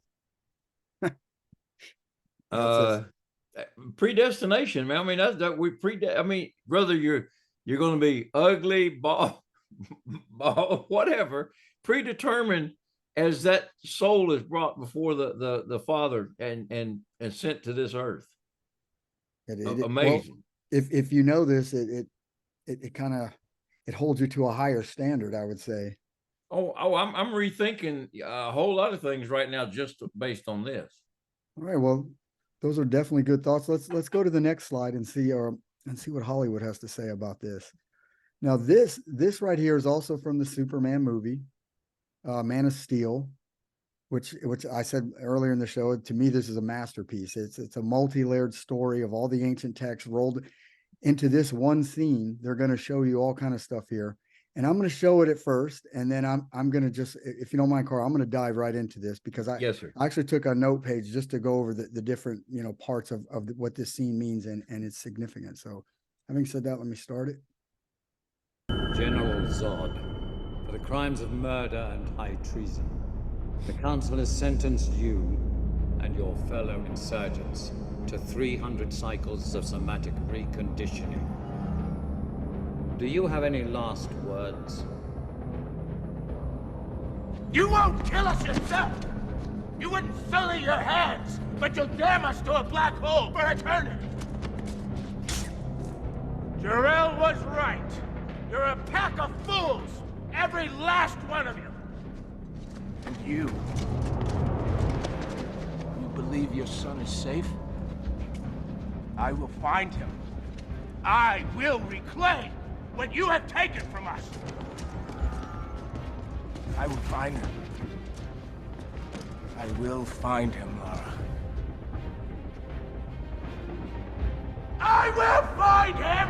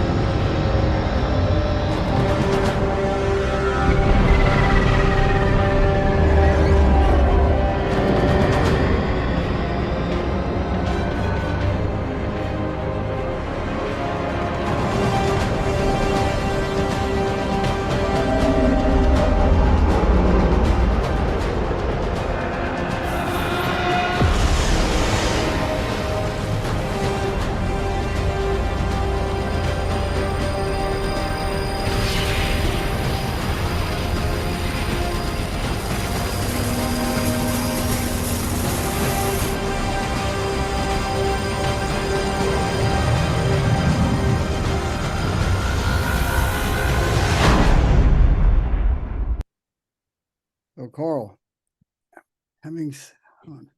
watching that, I am going to dive into this and try to unpack this. Before I start, let me try to minimize this. Well, let me go to the next slide here. Okay, what are they showing you in this scene? And like I said, this is a very, very cryptic scene. So the first thing, this is General Zod, or a Satan character.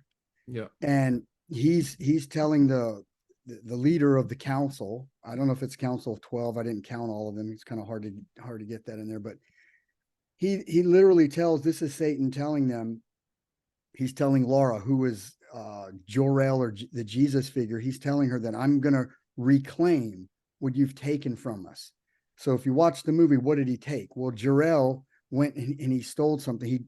Well, this is from their perspective. He didn't steal it, but in reality, but he goes into something and he takes something called the codex. He dives in this water and he pulls this remnant of a skull, of an early skull, and outside of the skull the DNA is being emitted from the skull, and they have a matrix scenario where they have this pool or this water of different bodies in these like cocoons or whatever, and these machines take the bodies and they're predestined to be certain things in life, like you just read in the text.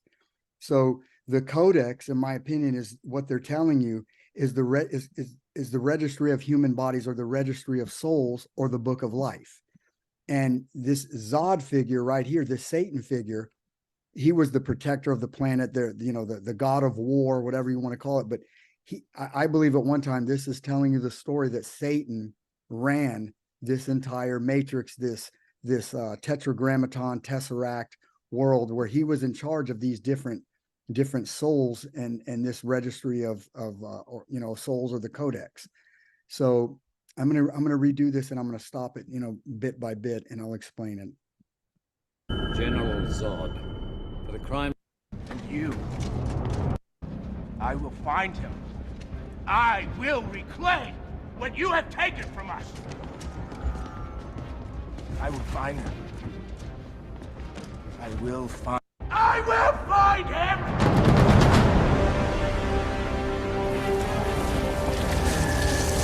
If you watch, they're being encased, they're being in prison, they're being sent to the Phantom Zone. They're being encased in a clear liquid that's solidified.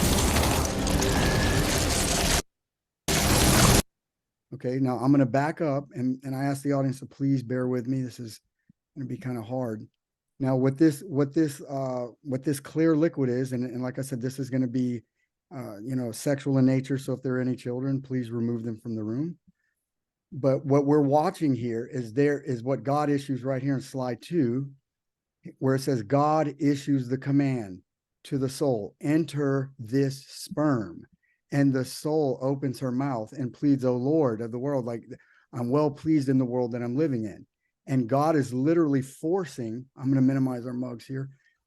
It says, "The world that I shall cause you," God tells the soul that I'm sending you to a better world. And when I created it was only for this purpose. The soul is then forced to enter the sperm against his or her will into the womb of her mother. So let's go forward. And you go back to this part right here. Zod. This is the soul, the higher dimensional projection, the soul forced into the sperm, the liquid sperm. Now they're about to be projected into a lower dimension called the Phantom Zone. So that the head of the council of the Atlanteans, or here the Kryptonians, he gives the order to launch and send them into a different dimension, the Phantom Zone. Now, play this, and I am not being graphic. I'm just telling you what they're showing you in the movie, because Christopher Nolan has deep, hidden, secret, occult knowledge of the mystery schools. If you look at these ships that they're being projected in, this is the human phallus, the human erect phallus, every single last one of these. They hide it with the lines down here in your face, but the souls were forced to enter into the sperm solidified, and symbolically by magic here, and through the magic of Hollywood, they're placed in this phallus. Now the phallus, they're flying up, and if you look, this is a world engine, and this is the circle of light that these phallic symbols with the DNA code of these spirits through the water, as our Father Jesus said to Nicodemus, "You must first be born of the water and born of spirit." Well, in the heavens, this is as above, so below. The water that Jesus is speaking of is this clear fluid right here that they're being faced.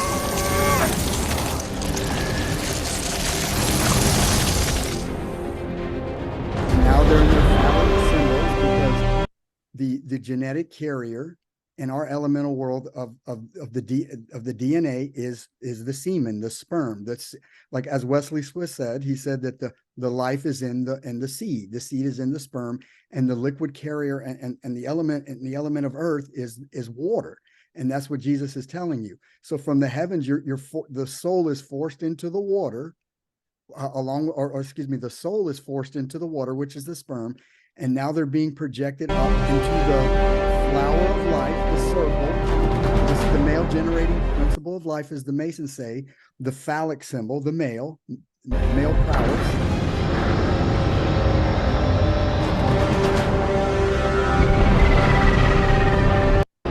The ship takes off. And now above the planet is another circle. This is another circle. And now this circle is going to open up and project them from a higher dimension into a lower dimension known as the phantom zone. Now, watch the shape that the circle turns into. It projects a pyramid. This is a light energy pyramid. And within the pyramid, this projection pyramid, this is a reality, racial, light energy projection pyramid. Within the pyramid is a circle within a circle within the circle. This is a circle of life right here. This is the male generating principle of life, or light, being projected into the flower of life, the circle of life right here. As we continue, if you stop, the phallic symbol with the souls that were forced into the water from above are in this world engine or projection chamber. And you have these electrodes crawling all over this like a seed. And if you look closely at these electrodes, these are a mechanical version of human sperm, every single one of these. And the light energy projection, they're absorbing the DNA soul spirits inside of this, okay, to be projected into the phantom zone. Now the pyramid closes, and they've been projected. Carl, any thoughts on that? I mean, but pretty much in our face exactly what goes on. I mean, and it confirms the ancient text we just read. I mean, it kind of backs that up. Well, this is where they get their inspiration. This guy Christopher Nolan. I don't know about the Snyder guy, but Christopher Nolan. If you watch any of his movies, they're all mind blowing.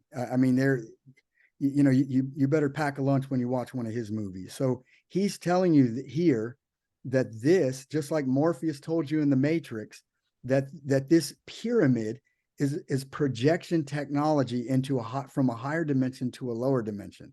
So now that we've covered that, I'm gonna give you the meaning, the best I can, of what these symbols mean.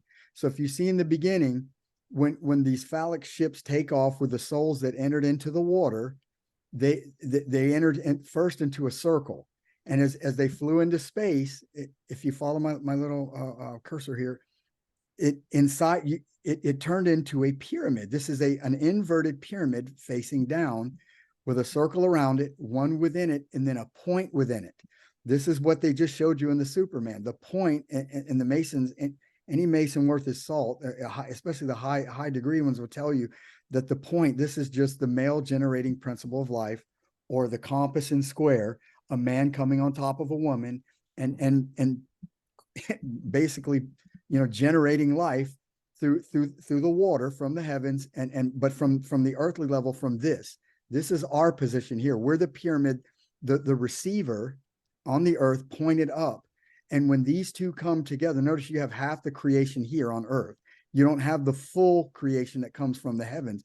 But when the two join together, you have the full circle with, that gives the outline of the half moon. But inside you have the point, the male generating principle of life.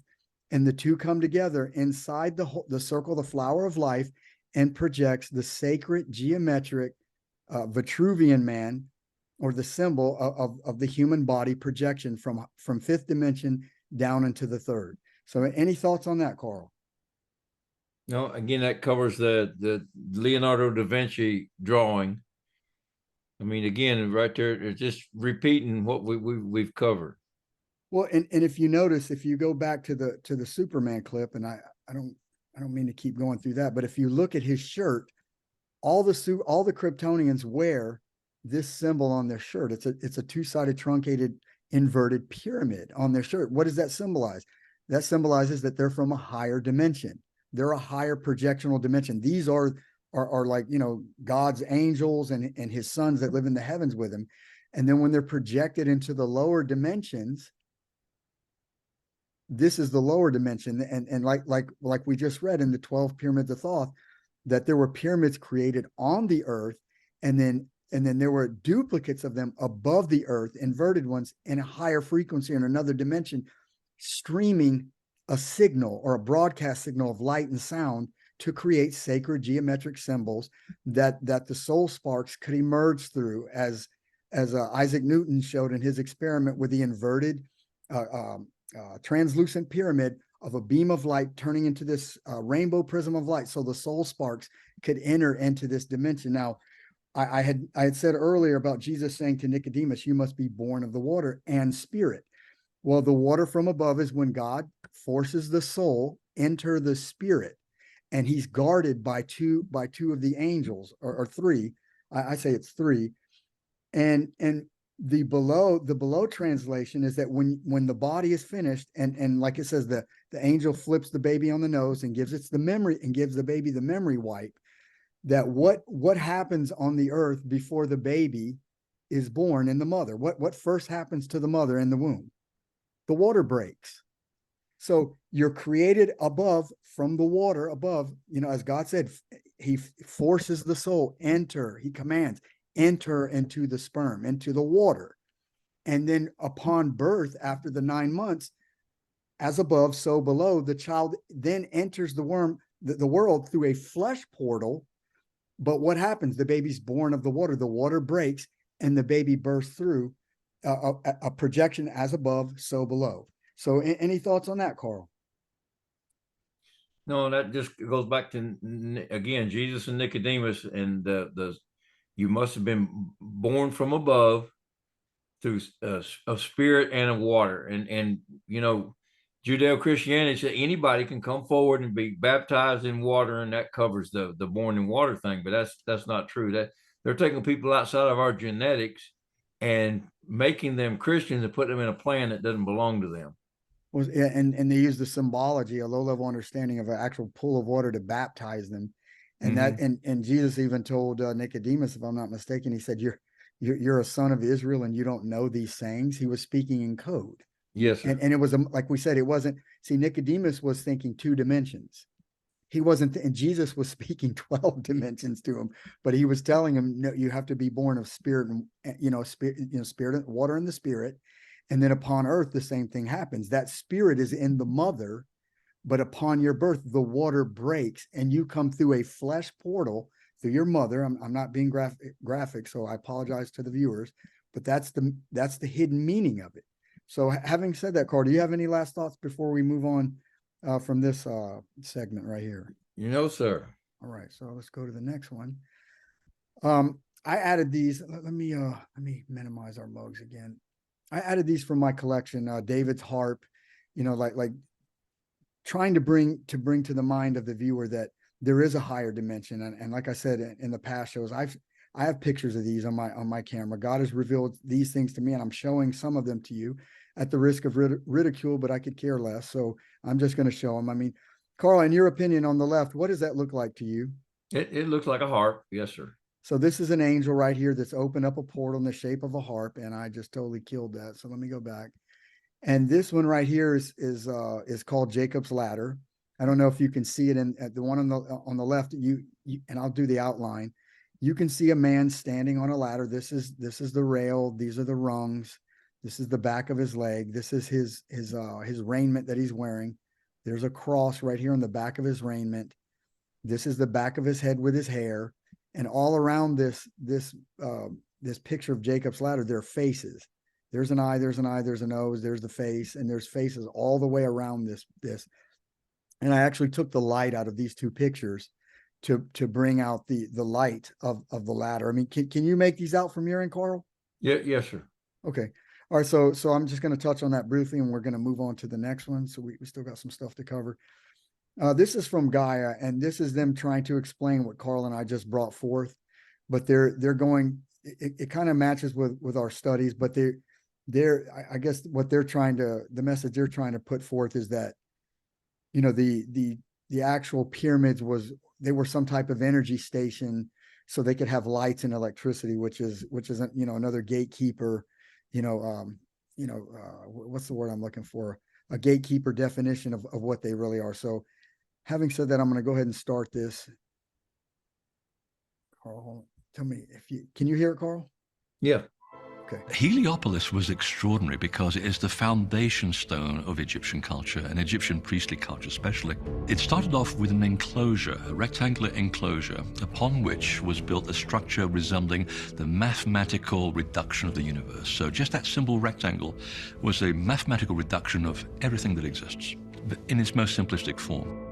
And then they put a perch inside this rectangular enclosure, upon which sat the Bennu bird. And over time, it became a field of obelisks. In fact, there was one Arab chronicler that described it as a forest of obelisks, because every pharaoh that approached that academy over the course of time added their own signature. One of the most powerful and potent symbols of Ra is the obelisk. In ancient Egypt, the pharaohs would always seek to build one of these massive, sometimes 1,000-ton obelisks made out of red granite, and they referred to them as sun sticks or power sticks. They could channel the power of Ra into the ancient Egyptian civilization. Channeling power? Could these obelisks have been more than a symbol of Ra, but an actual conductor of energy? These obelisks were connecting energetically because they had metal in their bases and water underneath them.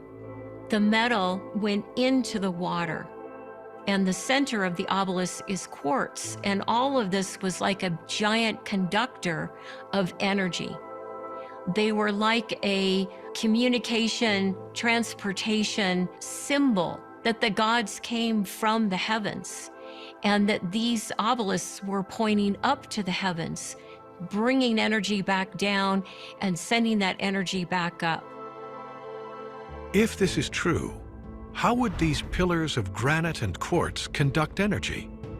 Physicist Nassim Haramein suggests the ancients knew a specific science that can only be understood by studying the cycles of the sun. The sun itself is a very large energy event. The sun in our solar system is 99.9% the mass of our solar system. All the planets put together is not even 1% the mass of the sun. And so it's a huge energy event that we see every day. We're far from it, so we only get a little bit of its energy. But we know that that energy can be converted to produce very strong effects.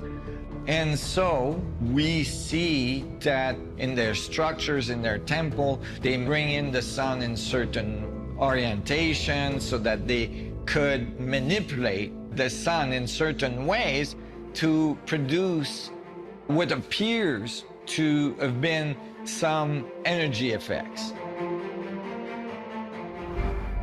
Is it possible that the ancients used these fields of obelisks made of quartz and granite to create thermal energy that then transformed into electrical energy? If you know anything about shape and how it interacts with stone, you begin to realize that the obelisks are actually finely tuned tuning forks. Now, if you follow the argument that every sacred site on the face of the earth, without exception, is built not only on the intersecting lines of the earth's energy grid, but the stones themselves are hardwired in a certain way to direct that energy in a certain way that can now be measured. The obelisks themselves, if you happen to look at the remaining ones, they're all ever so slightly different. Heat energy is all over us. You can channel it like the sun does. And anything that receives heat will start vibrating. So what happens is that it will start vibrating at a molecular level, and this vibration is the resonant frequency. Crystals, like quartz, will do the same thing, because these crystals have the property of transferring mechanical energy to electrical energy. This ability of shifting from one energy to another has an interesting feature. This feature is that the resonant frequency of oscillation is very constant. If these So Carl, done with that clip. We know Mr. Rashim, whatever his name was, he was a total gatekeeper. But what do you get from this this little clip that we just presented compared to the text that we just read? Do you see any correlation there? Well, I see energy being transferred through this pyramidal shape from above to the earth and then returning back again. And I might also add that they mentioned red quartz, quartz and red granite, and also red brick has been shown in this ancient theory that we have about Tartaria. They use this to create free energy from the atmosphere, from the ether. So there's a lot going on, a lot to unpack. But again, you notice that all this has been taken away from us. Well, what I find interesting is to me, I mean, this is exactly what we just read in the 12 pyramids earlier in the show. And the energy, I think the way they're presenting it is just for electricity. And I say no, because he's talking about quartz crystals. And we just read earlier in the show that these crystals were used as for certain frequencies and sound waves to be emitted through them along with the pyramids. So to me, this is technology. It confirms what we just read.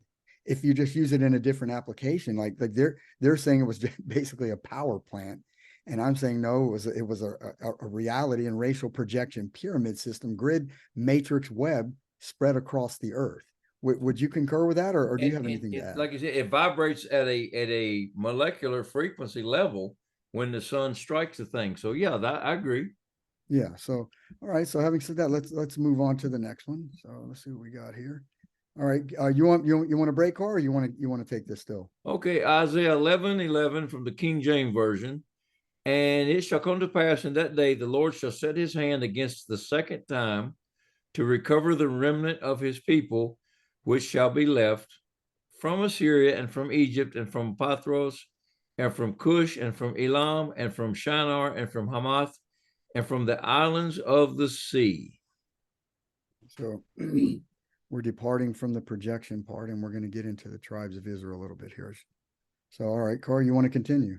This is 2nd Esdras chapter 13. Yes, sir. Those are the 10 tribes which were carried away prisoners out of their own land in the time of Hosea the king, whom Salmanasar, the king of Assyria, led away captive, and he carried them over the waters, and so came they into another land. But they took this counsel among themselves that they would leave the multitude of the heathen and go forth into a further country where never mankind or Adamkind dwelt, that they might there keep their statutes, which they never kept in their own land.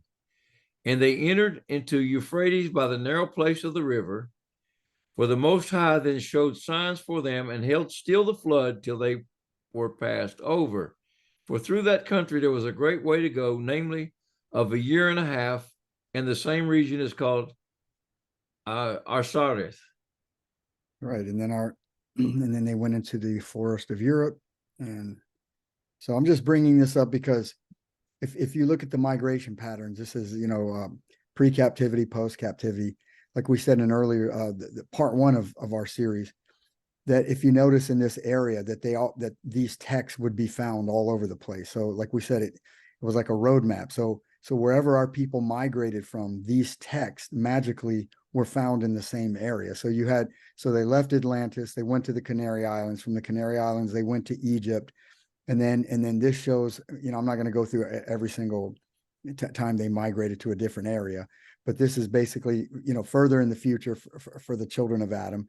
And they went into Midia, and then, boom, now we find ourselves here in the United States of America. So I'm just bringing this to the viewers' attention that wherever we migrated, especially in this region, that's where these texts were found, all the way from Egypt to Alexandria, all the way to Ethiopia, so on and so forth. Carl, do you have anything to add to that before we go to the next slide? Yeah, I've just been doing some studying of several inscriptions in Paleo Hebrew, including the 10 Commandments here in the United States, and they've actually found a burial site with a guy that was obviously a high-ranking Levite that was buried with a copy of the Ten Commandments or the laws of God in the ancient or the Paleo Hebrew. That's in the United States of America, what we call the United States today. And where did they find this? I'll have to go back and do. I was just studying it. I've just stumbled on that today. It's somewhere up north. Yeah, send it to me, bro. I'd love to read that. Yes, sir. All right. All right. So let's go to the next clip here. All right. If you want me to take this or you got it? Yes, sir. Okay. The Judahite historian Josephus wrote that there are but 2 tribes in Asia and Europe subject to the Romans, while the 10 tribes are beyond the Euphrates till now, and are an immense multitude not to be estimated by number. So if you go back 2 slides right here, this is Isaiah, and the Judeo-Christian and the teachers, they'll tell you nobody knows what happened to the Israelite, the 10 tribes. They just disappeared. They, no, they're gone. No, it's a mystery, just like they told you in Atlantis. Nobody knows where the Atlanteans went or who they were. It's mythology. Well, here we have our Bible connecting to the apocryphal texts that they took out and tell you that are not relevant. And that was the reason that we put these together in a slide, that Jesus is telling you he's going to set his hand again a second time to recover the remnant of his people, Israel, God's sons of light, and from the Assyrian Empire and remnants in these other places.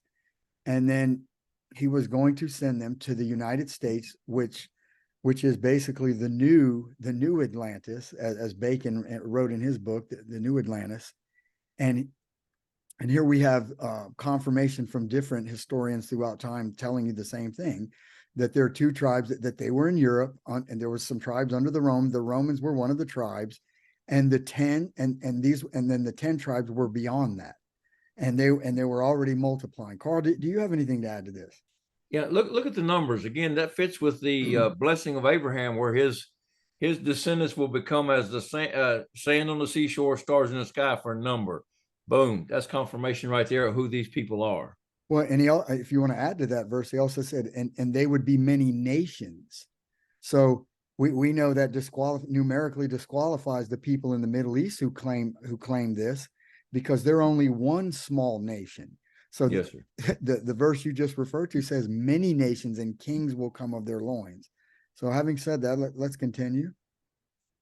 All right, we're going to get into this bloodline here, and this is from a guy that we like a lot, Mr. Sefer. So let's get into this.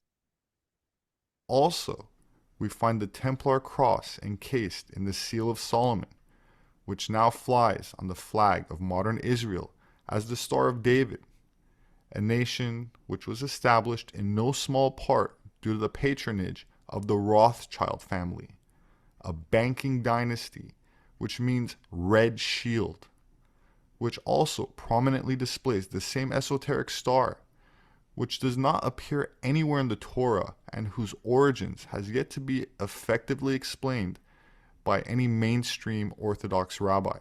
Today we're going to be giving a little bit of history and insight into the Star of David symbol. It's known in Hebrew as the Magen David, which literally means the shield of David. The truth is that the interlocking symmetrical triangle was a common symbol in the East, in the ancient world. The hexagram also was very common in Shinto belief in Japan and an astrological figure in Persia. The history of the Star of David itself, nobody's really quite sure where it originated, or how it became like such a prominent identifiable symbol with Judaism. Most of us realize this is one of the most widely recognized symbols in all of Jewish culture. And what we want to look at tonight is the origins of such a symbol and where it might come from. Unfortunately, there isn't any real direct reference to the Jewish star or the Magen David in any of our biblical literature or Talmudic literature, even in our Kabbalistic and Midrashic literature. And even the famous Jewish philosopher and academic Gershom Scholem, who passed away in 1982, was a scholar who insisted that the Magen David was not a Jewish symbol at all. and he refused to accept the idea that there was any connection between the Star of David, the Magen David, and Judaism to speak of. I gave a talk about Rosslyn Chapel here in London in 1994, and I announced at that talk that I was going to Jerusalem and I hoped to get permission to go into the tunnels under the Temple Mount. And after the talk, I was approached by a gentleman called Michael, an elderly Englishman, who told me to look out for certain carved signs and symbols in the tunnels. And I said, well, how do you know about this? And he said, rather startlingly, that he was a direct descendant of Hugh de Payne, one of the founders and the first Grand Master of the Knights Templar. I later was able to substantiate his claims.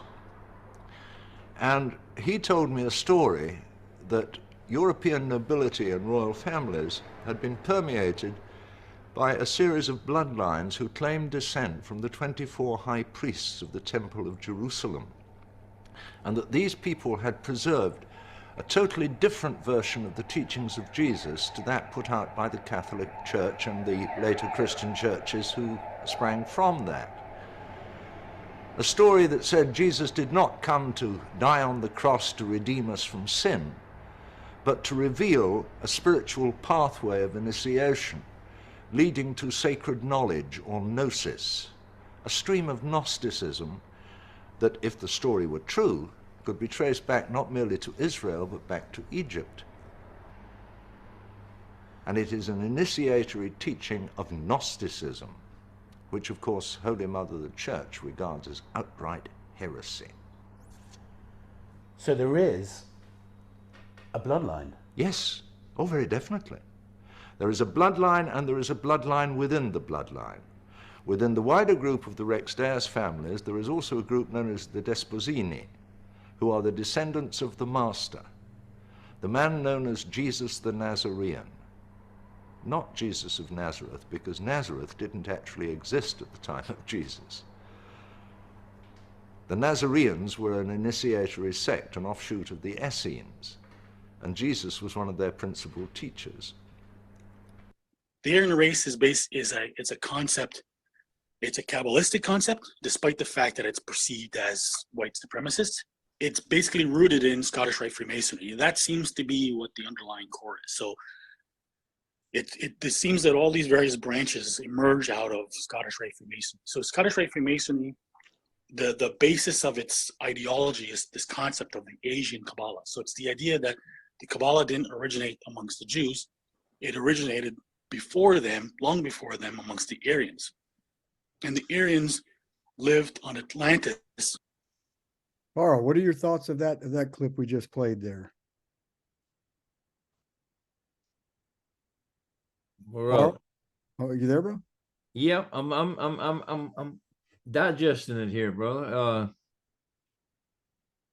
So he's telling again, you it's almost like the Judeo-Christian church will label you and actually do everything it can to keep you from getting knowledge or Gnosticism.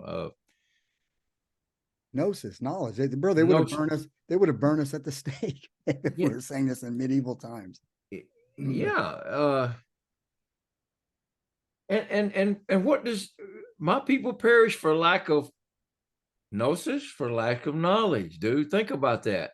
We're told we're supposed to seek that knowledge. And the church tells you, no, that's Kabbalistic, that's witchcraft, it's anything but something you need to seek after.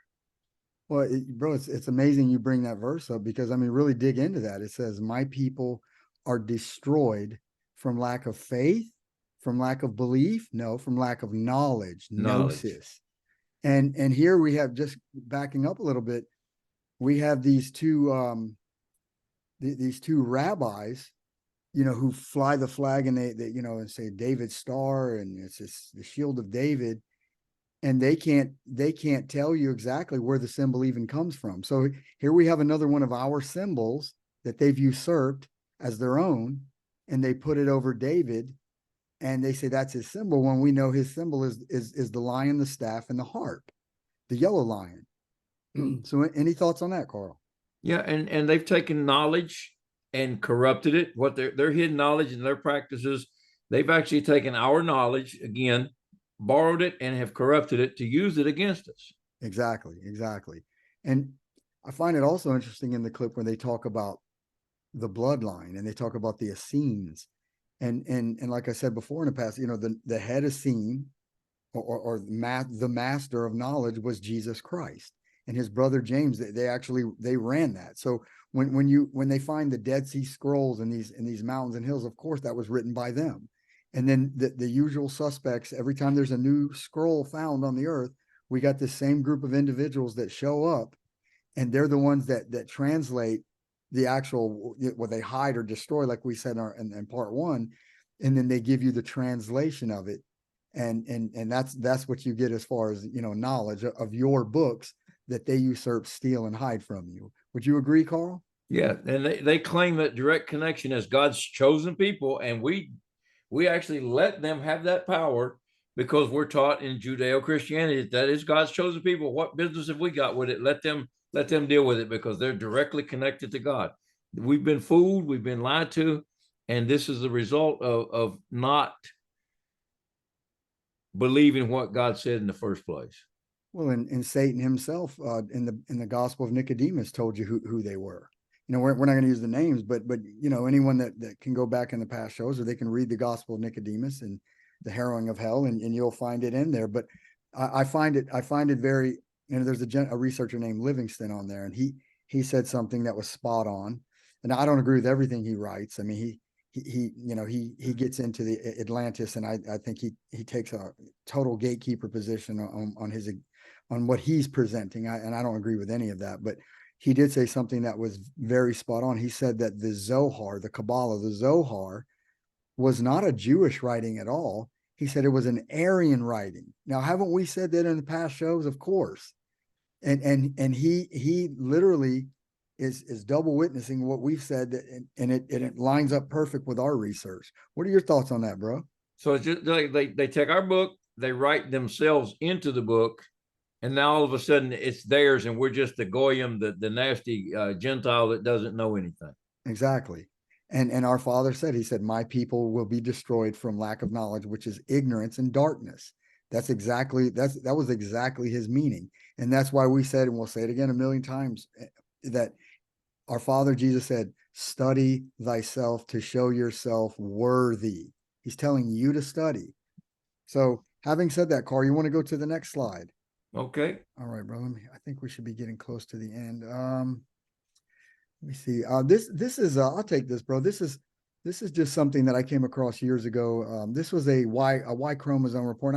I'm not pretending to be a geneticist. I mean, but I do a lot of word study, and I come to the best understanding of this as I can, from a layman. But I'm going to just read this. But what they're talking about is they did a study of the Y chromosome in Europe, and I think there was like 334 males they did, and they traced the Y chromosome all the way back to the Bronze Age. So I'm just going to read little subsections of this, but it says Nature Communication Volume 6. Here we targeted an NGS of European and Middle Eastern populations to show that Europe was affected by a major continent-wide expansion in patrilineages. The post dates the Neolithic transition, resequencing, blah, blah, blah, mYNA. Each 334 males comprising 17 population samples defines an unbiased, containing 5,996. I'm kind of just glossing over this. High confidence single nucleotide polymorphisms, blah, blah, blah. Dating indicates that three major lineages, I1, R1A, R1B, accounting for 64% of their sample. They dated, what they did is they dated this, they traced this Y chromosome back all the way to the Bronze Age. These three men, these were three lineages of three men. And these were the three fathers of the Caucasian race. You can say Adam, Seth, and Enos, or you can say Ham, Shem, Japheth, and Noah, all the way down to Abraham, Isaac, and Jacob. That this was the holy seed line from Atlantis, from Adam's land, preserved by not mixing with the Canaanites, by following God's first command. And here we have it in Nature Communications. Carl, do you have any thoughts on this? No, I just find it amazing that this seed line has been preserved from Adam through Abraham, through Isaac and Jacob, then the flood, Noah's sons, and then Abraham, and then Isaac and Jacob. I mean, well, one would have to ask, why did Jesus pick? And you astutely brought this up. You said, why did God hate Esau? Why did he pick Jacob over Esau? A lot of people don't realize they were twins. Now, I don't know if they're I found in a text a long time ago that they were identical twins, but one was hairy and one wasn't. But then when I went back to the source, it was scrubbed. I couldn't find it ever again. So, but I know they were in the womb at the same time. So whether they were identical, I have no idea. But one would have to ask, why did God choose to put the title of God's sons of light, Israel, El Ra'is, on Jacob and not Esau? Because Esau, you said this before. Go ahead, Carl, take it. Why did God choose Jacob over Esau? Well, Esau saw fit to go and marry Canaanite women and then later Hittite women. He mixed God's holy seed, God's holy race, with the beast of the field, or the Enosh, Satan's children. The Canaanite. He actually defiled his what would be a holy priesthood. Yeah. And God hated him for that. Well, because think about it. How can you say that you love, like, you know, that we have all the other groups of people on the earth, they have Pride Day for this, Pride Day for that. But if you're of our race, they have these psychological attack weapons used to induce guilt in the mind of our people, and they fall for it. You know, it's white supremacy, or it's this or that. And if you hate your race, that's just another way of saying you hate your Father in heaven. And this Esau character, he basically he knew the commandment. You think that commandment wasn't passed down from father to son? Of course he knew it. And that went all the way back. That went back to Atlantis in the Garden of Eden, where they were instructed not to have intercourse with lower rank angels. What are your thoughts on that, Carl? Exactly. And it was no secret to him either, because his own parents were telling him they were not pleased with this. So, but he did it anyways. Exactly. And because he turned his face against his blessing and his seed and was ashamed of it, then God turned his face on him and hated him. So having said that, let's any last thoughts on that, Carl, before we move along? Well, I just want to point out a lot of these Christians talking about God loves everybody. Jesus came and died for everybody. God is love, this love. And that our buddy Chris, the Dutchman, he calls that the hippie Jesus. Clearly, God has people that he hates on this planet. He doesn't hide the fact, but I have had Judeo-Christian pastors try to explain to me that doesn't really mean hate. It just means he loved one more than the other one. I said, no, that ain't what it says. And I explained to him why he hated Esau and the Edomites that came out of his loins.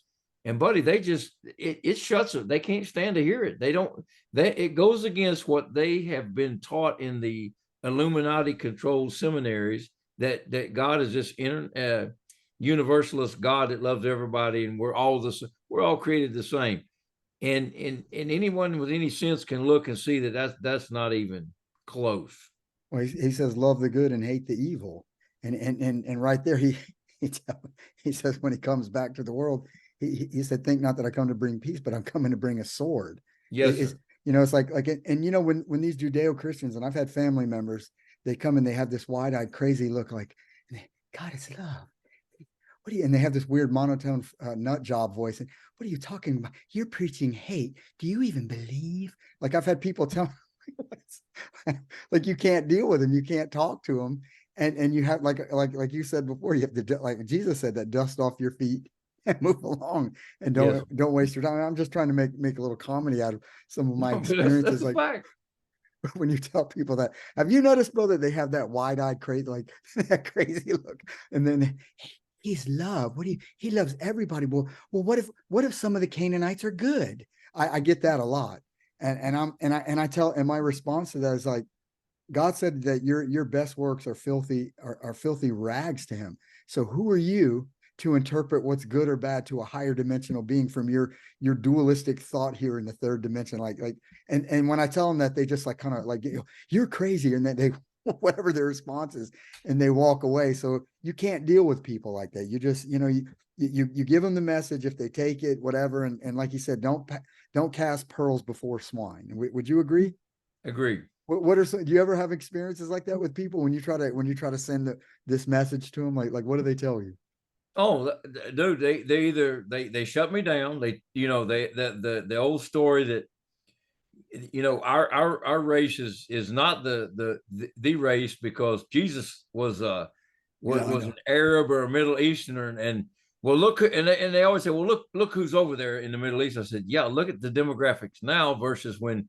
And when I point out that the Romans, I don't know if it's Josephus or one of the other ones, actually wrote an account of what Jesus looked like, a description with the piercing blue, Pontius Pilate, yeah, piercing blue eyes and the golden hair and the beard and the white skin.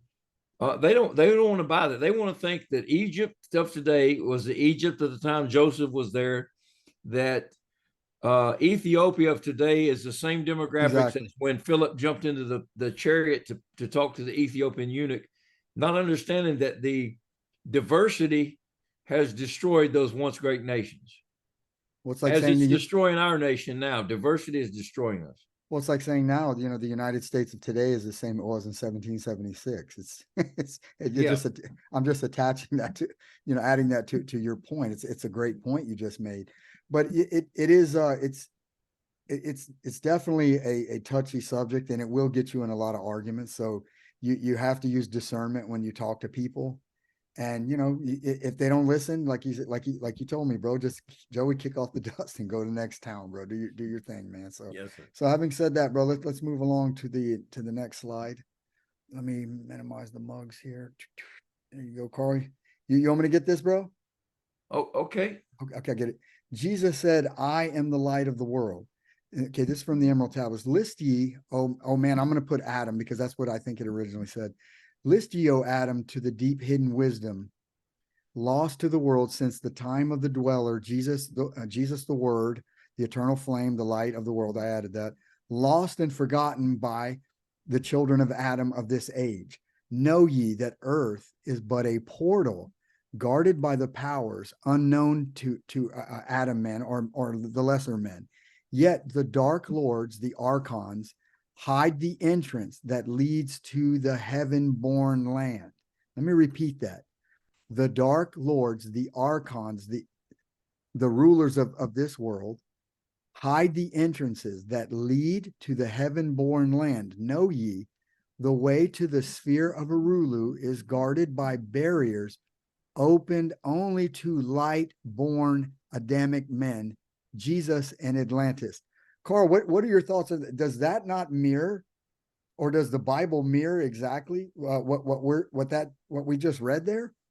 Exactly. It confirms this. The Emerald Tablets confirm what we know from the Bible. Also, the Dark Lords hide the entrance that leads to the heaven-born land. You call the archons, the fallen angels, and they are the ones controlling the planet. And how do they do that? They take the keys of knowledge and hide that from you. And wisdom, exactly. Knowledge and wisdom. Notice this. Now, people, I'm not going to get into the whole Rulu thing. Anyone can Google that and look it up. But it says that it's guarded by barriers opened only to light-born men. What did Jesus tell Nicodemus? Yeah, dude, that's where I was going with that. You robbed my thunder and beat me to the punch. Yes. Bro, you must have been born from above, a creature of light through the water into this flesh, not exactly. Bingo. Yes, Bingo, bro. You are truly an L. There's no doubt about it, bro. You are an L, bro. Carl. All right, bro. Let's go to the next one. All right. All right. So we're getting close to the end, and we're gonna go back to the Emerald Tablets. This is our 2 shows ago. It was called Shapeshifters in Atlantis, and we're gonna read this, and then I'm gonna show you a clip. And I'm gonna give a little background story in this. My uncle, his name was Thomas Granahan. I did a little thing. I'm going to do a little tribute tonight at the end. He was a father figure to me, as a person I had nothing but respect for, and loved him with all my heart. He's a great human being. And I thank God that he was in my life to guide me in my youth. And he told me a story. He was a trial attorney, actually one of the best in Florida. And he told me he had a case that he was representing some, piece of filth, garbage. I guess this was earlier in his career. And he said that he didn't tell me what the guy looked like, but he told me the story. And he said that this story freaked him out to his very core. And he asked me later on, he told me the story. And then later on, he asked me if I had ever come across this incident in or any teachings or any of my studies. And the story was that he said that when he went to, I think the guy was a murderer, or maybe there was a murderer in there with him. I can't remember the story, but he had to represent this really, I guess this really just evil human being or lesser man, whatever you want to call him. And he said that when he started talking to the guy, he looked at the guy, and Carl, he said the guy's face melted right in front of him. Now, my uncle wasn't a guy that sought attention, and he didn't have an overactive imagination. He was a pretty straightforward, just well-read. I mean, bro, intellect beyond this 3 dimension. I mean, just super smart guy, very well-read. And he was a master at what he did. And he's telling me that he's looking at this guy, and he said the guy's face melted. So he told the guy, "Oh my God, your face just melted." And he backed away, and he was scared. So this shape-shifting demon comes back, and he uses a technique that your enemy uses called SSP. It's a term that, little acronym I came up with, and that means self-sin projection. And what he told my uncle, he goes, "Well, no, I was just looking at your face, and your face melted." So I guess he confused my uncle, caught him off guard. And supposedly my uncle knew this guy for a long time, but before his passing, he had mentioned this to me again.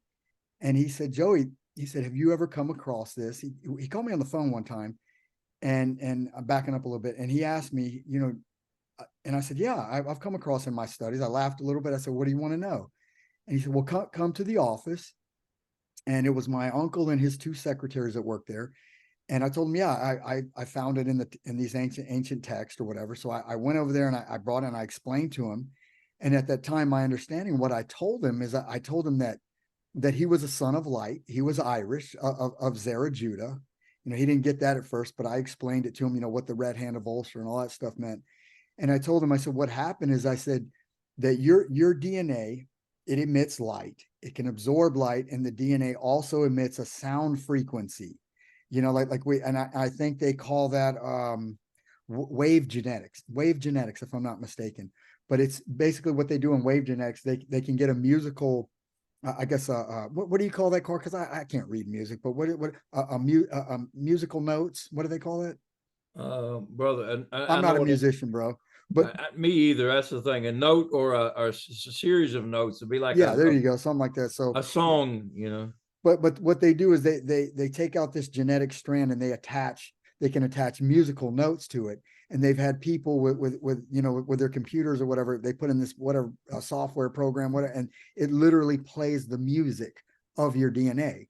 Now, I didn't know that back then, but what I told my uncle is, I said the light that is emitted from your DNA, I knew it projected a sound. I didn't know it was music. I said it interfaced with this red dragon demon shapeshifter that you were in front of. And I said, it's like getting 2 magnets and turning them opposites and trying to push them together, and they repel each other. This magnetic field that you can't see, but it's there. But no matter, especially a strong magnet, I don't care how strong you are, you reverse them, and there's no way you can put them together. And I told him that's exactly what happened to you. So knowing what I know now, I think, and actually, let me go back a little bit. He told me that this guy scared him. He said, "I felt a dark presence in the guy, and he scared me." And he said, "And this is something that has bothered me now for 50 years." And he said, "Thank you. I've never heard it, explained like that." I'm not like trying to give myself kudos, but it's just, I'm letting our conversation.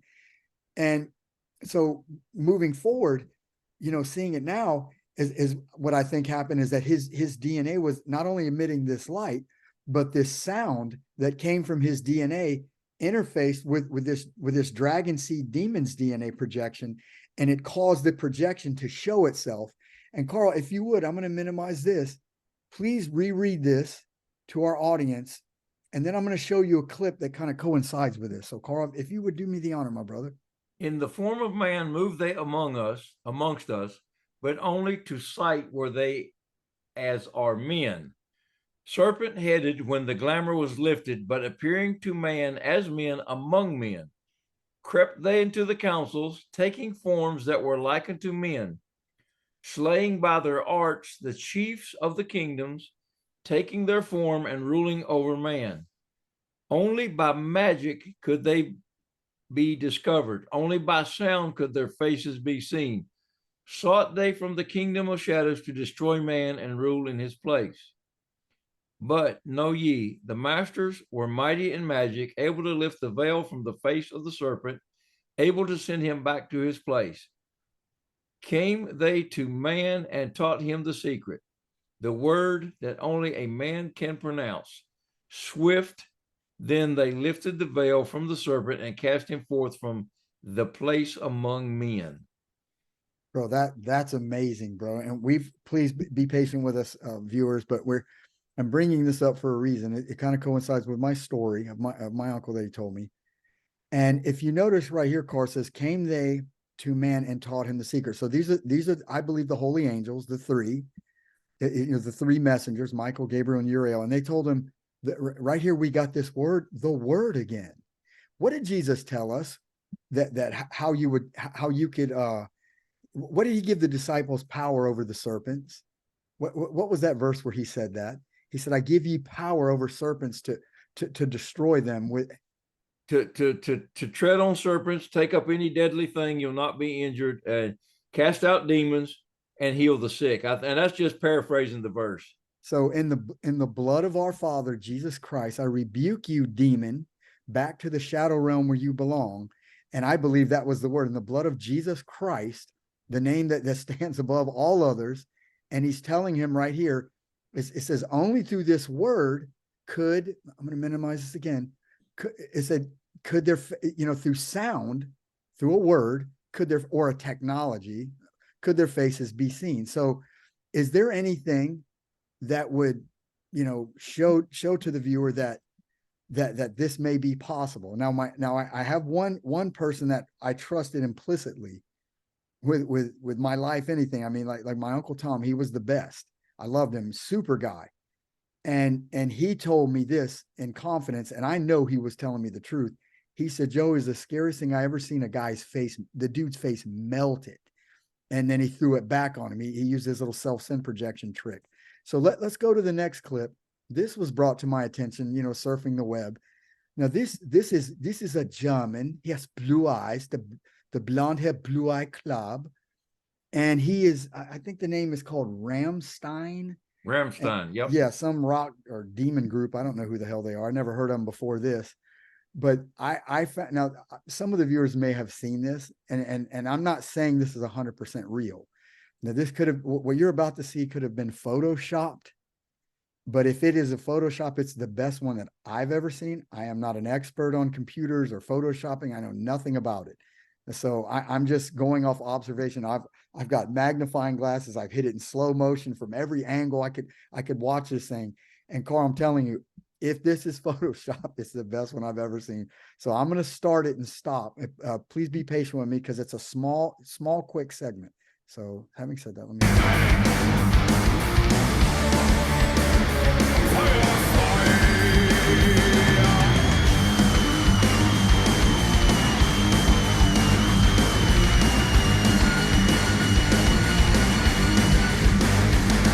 Gefährlich ist, wer Schmerzen kennt. Vom Feuer, das den Geist verbrennt. Now, if you look, his eyes were just blue there. I don't know if I kind of killed that, but when he stopped and he's doing his German thing going bang, bang, whatever he's saying, if you notice, this guy right here hits a high-pitched note and the dude grabs his ears. He's in pain. Is this choreographed? I don't know, bro. It could be. But watch this. This is the interesting part right here. Only through sound could the serpent-headed one be seen. Carl, look at this dude's eyes, bro. They were just blue in the blonde hair, blue eye club. Yeah. And now he's a little dragon creature. So let me go back and play that. Now the viewers, you can come up with your own opinion. Like I said, I'm not saying this is real. I'm saying it's the weirdest thing I've ever seen. And it's very bizarre. and I find it interesting that in the Emerald Tablets written 36,000 years ago, they were saying that there were these serpent-headed creatures that could shapeshift, and only through sound could their faces be seen. And I would say that a lot of our world leaders could be these same creatures that was foretold to come back into our time in the future and rule over us. So let me play this one more time.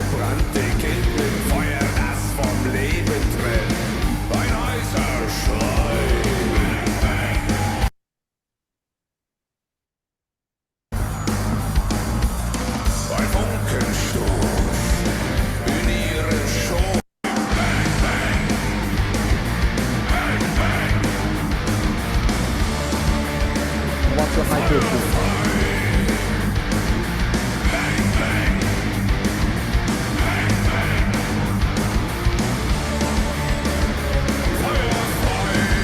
Listen to the high pitch, Paul. It's in the high pitch. Rapid is this choreographed? I have no idea. Gefährlich ist, wer Schmerzen kennt.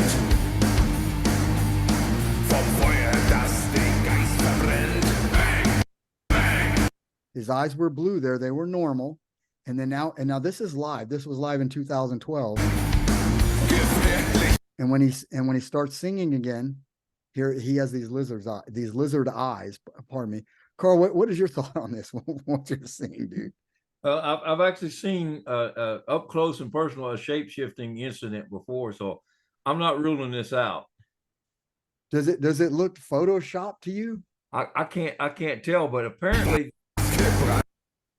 the original that this was recorded from has also got that on it. So well, this is the original from the concert. Now I tried to find it from other angles from people, and I couldn't get this same angle.